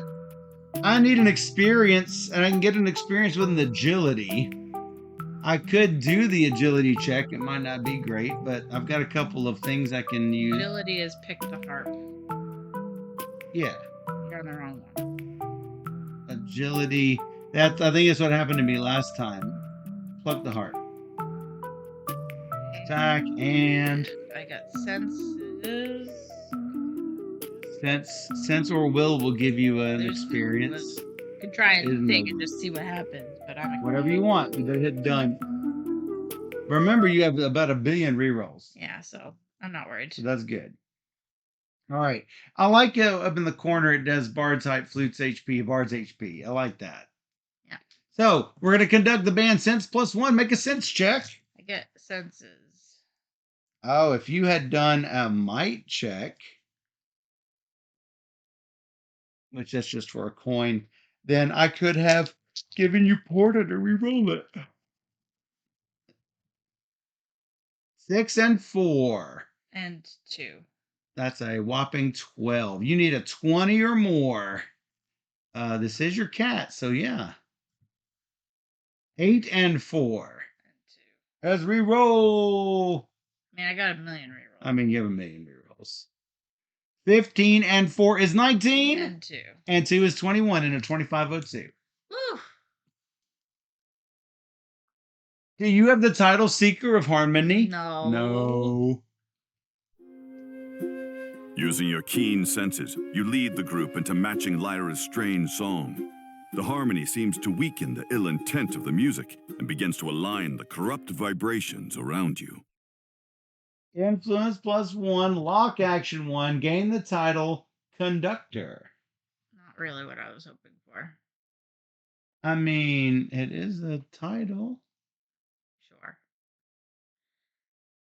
All right, I get to do the harp. That gives me an experience. Does that give me anything on the back? No. I'm going to be so close to getting the level 3 that I'm looking for. But I'm not yet. Make an agility check. It's not going to be great, but I'm going to try it. 13 and 1 is 14. I don't know if I even want to re-roll it. Just do 2508. I did not hit it. I'm going to save it for the important stuff. You rush to a nearby harp. It is towering, ancient, and golden. It doesn't seem like one needs to be especially skilled to play it. Well, it'd be better if I had the story card. Do you have it? No, I do not. Oh. It turns out the harp requires a great deal of skill to play. And whatever form that skill might take, you do not possess it. What you do possess are bloody fingers, because apparently harp strings are sharp as heck, and it's no wonder nobody plays them anymore. The ancients were dumb. So, the wound tokens, when you get a wound, I believe they go to the bag because they are round and red. Yeah, they do. I believe they go to the bag. Can you click on, click done. Click wound? Yeah, click wound. I want to make sure. When you gain, remove it from the wound track and give them to that player. They place them on their hit point spots. If they don't have enough hit point hearts to place them, then they're added to the bag. If all of them are removed from the wound track, the party's become too exhausted to continue. Let me get that back. All right. That's it. So make sure we did that right. Then we're attacking. Make a weapon check. You are now first. Okay. You're trying to get a result lower than to choose 3 of the following. Result higher than, you choose 2, so you won't get the wound. You won't. You'll either take a wound and not injure her. Yeah, I think that's what you got to do, is you got to take a wound and not injure her. Okay. Dang. But I'm plus 10. So. Yeah, the chances of you getting a 15, rather high. 8 and 4 is 12. 20 is a 22, plus whatever else. You have to choose 2 of these. Dial B-3 is certainly good. That drops it to a 2. Yeah. And then you can take a wound or not take a wound. I mean, this is which one? That's that one. Well, if it works just right, we will take the wounds and she won't take the wounds. Because all we need to do is do this one more time. And I also have plus 10. All right, so I'll just take a wound. So here's the wound. Yep. And here's the last one. I'm also making a weapon check. I'm using my smarts die. 21 plus 10 is 31. So I will also take a wound. And B is now 0. Whoa. Yeah. Aw, but I wanted to see what this was. We did. But with the sheet music. Oh, yeah. It'd probably be like the harmony title that they keep. 2511. Probably. No, I don't know. Because it's asking beforehand. Is dial C at 0? No. If this is your first time resolving the Opera House round end, draw 4 treasure cards from the top of the treasure deck and set them aside. This stack of cards is the Opera deck. 1, 2, 3, 4. Next. How many cards are currently in your Opera deck? 4.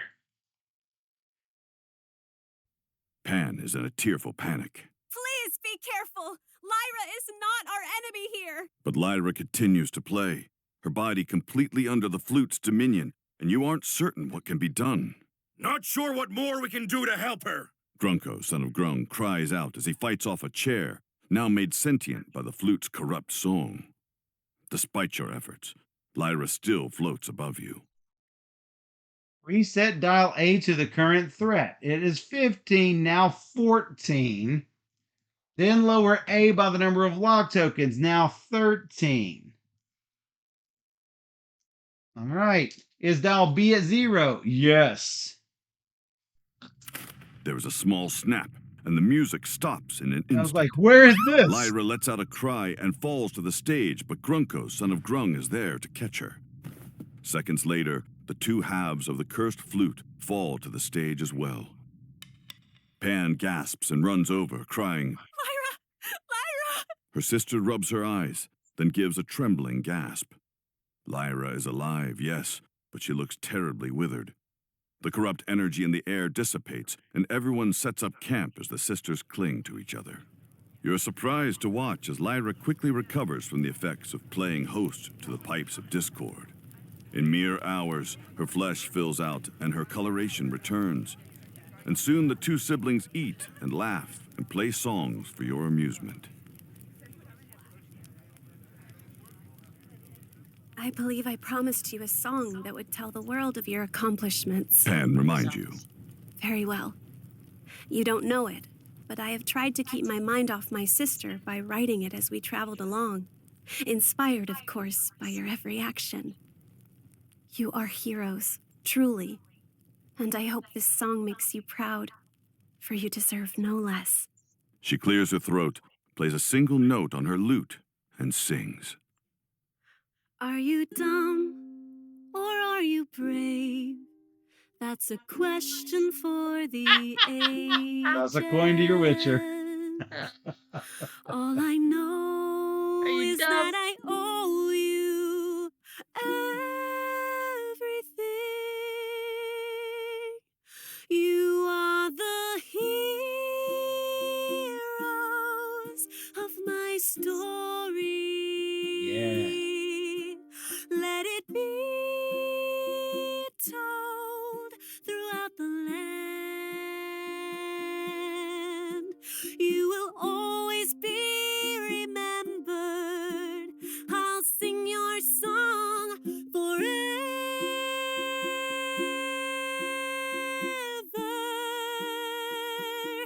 You are the heroes of my story. Let it be told throughout the land. You will always be remembered. I'll sing your song forever. Oh my goodness.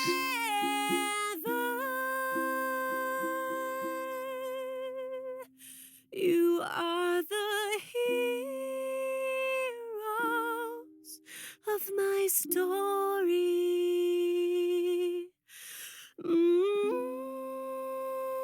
It definitely reminds me of The Witcher. The bard singing. It's really good.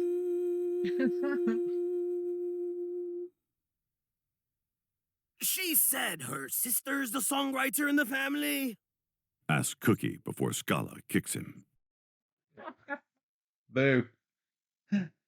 So yeah, Stacy missed the other songs in there. She said, "Did Disney just enter stage left?"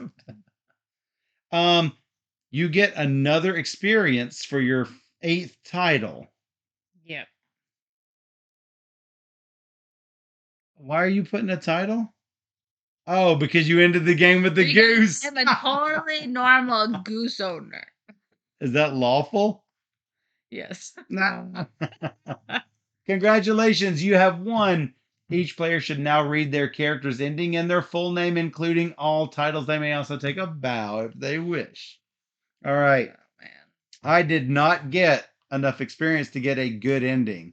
I needed 2 more experience levels to get level 3, which would have been the better ending. I got the worst ending. Yeah, I got the worst ending too.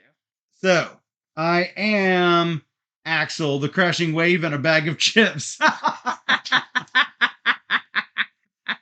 I am someone to be feared. I mean, I've put axes and farts in stuff and into the lives of all sorts of special critters. So why aren't I richer?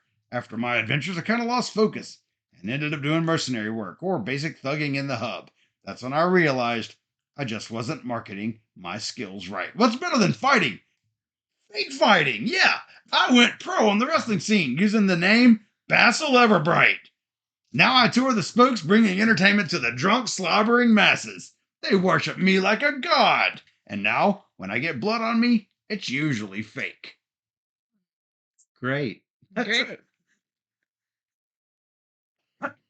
Yours. I'm Basil Everbright, the comforter, the novice safecracker, the captain of the corrupted lake, the totally normal goose owner, Totally normal. the line cutter with voice of reason, the conductor, and the blessed by Quellen. Whoa. Whoa. All of that, and you still get the bad ending. I have 2.5 levels. So well. I was at Yeah. I had 3 full. You had 2.5 full. Yeah, full. So not that close. You needed 4 more experience. We should have wandered more. Level 1 to 2. At the end of my adventures, I decided to use the coin I made to finance a daring heist. It would have been brilliant too, but boom, that jerk Neophy ratted me out, and I was arrested the day as I tried to eat my breakfast. And it didn't help that the breakfast was stolen.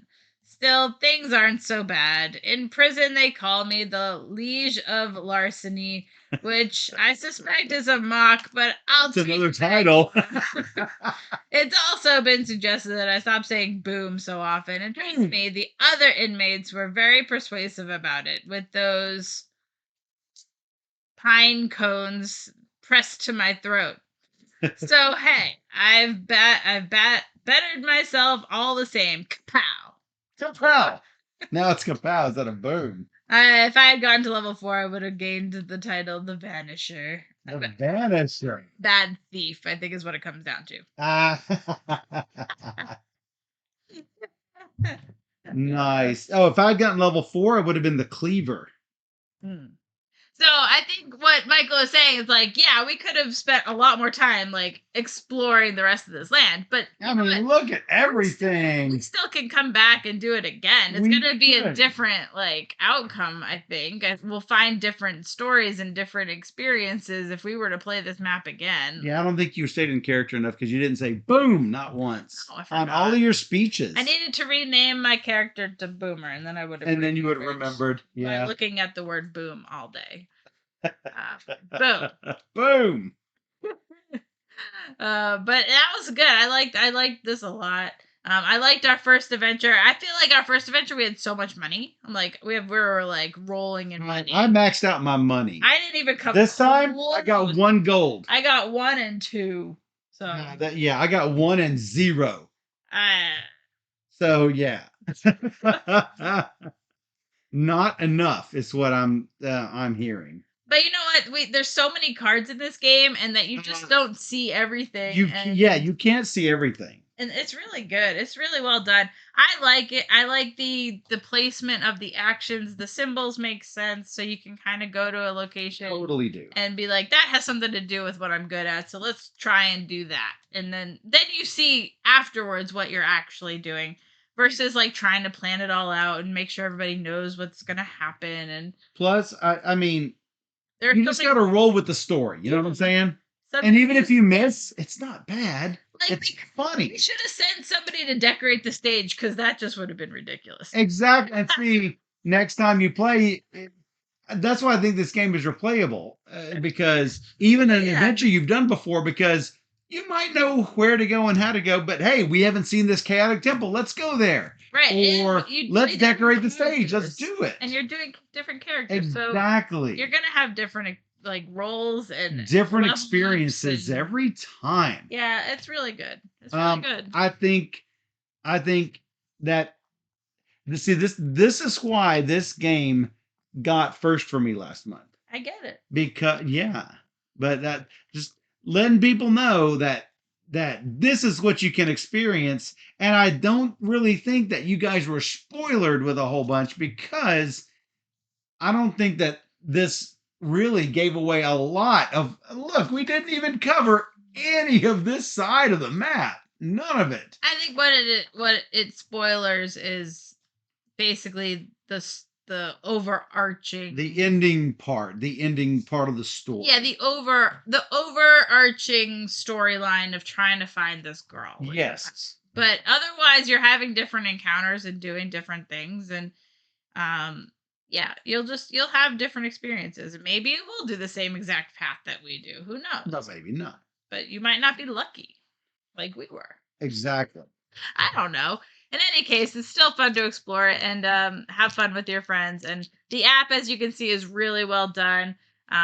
We really, really like what they've done with this game a lot. So yeah, I even want to play Map C. There's 3 maps in?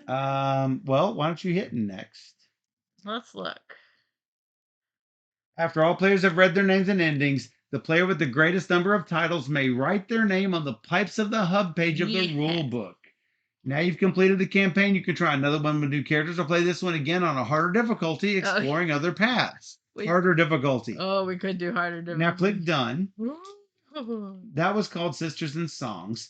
Go to, scroll down, you had it. All right, there's nothing there. So let's just go up to Freelancers Game, or click the gear. Scroll down. I don't think there's anything. Scroll back up, back. Yeah, we'll just hit Freelancers Game again. Just refresh. No. Up, no. There's a big thing that says Freelancers Game. Yeah, right there. Thank you. Okay. And so that I want to answer the question, and I can answer the question. Leave page. Start quest. Scroll down. All right. Scroll up. We have maps A, B, and E. Scroll down. Map C, release date September 13th. Map D, release date September 27th. Scroll down. And I think that's it. 5 maps. And after, by the end of this month, all 5 maps will be out. Plus, there may be a prologue map, which they have taken offline. It was on for Gen Con. But like I say, even though you have watched us play map B, it's really going to be different for you guys. It really is. So, take that as you will. If you go down and do a dungeon path, or go and do the cemetery with, where they found the flute, you're going to get something completely different. And I highly, highly recommend this game. This is a keeper for me. Yeah, it's a really good one. Even after we've played all 5, I'll tell you, I've played all of the Pathfinder adventure card game. We've played all of it, every bit of it. I've played them multiple times, and they're still keepers for me because they are replayable. I think this is probably the same way. just Yeah. because there's so many different cards in it. And hey, I can't wait for the Freelancers expansion. No, I So don't see why they wouldn't. It's really good. So agreed. I think a lot of people will like this one a lot. I think so too. So, All right. Awesome. any final thoughts? Nope. Get it. Play it. Get Love it.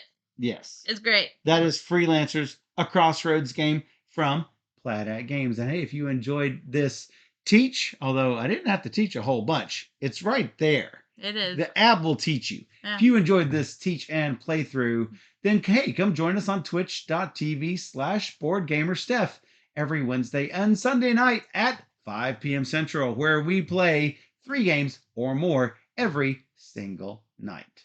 So come join us in the chat where we play all the games. That's right. And for those on Twitch, we will be right back.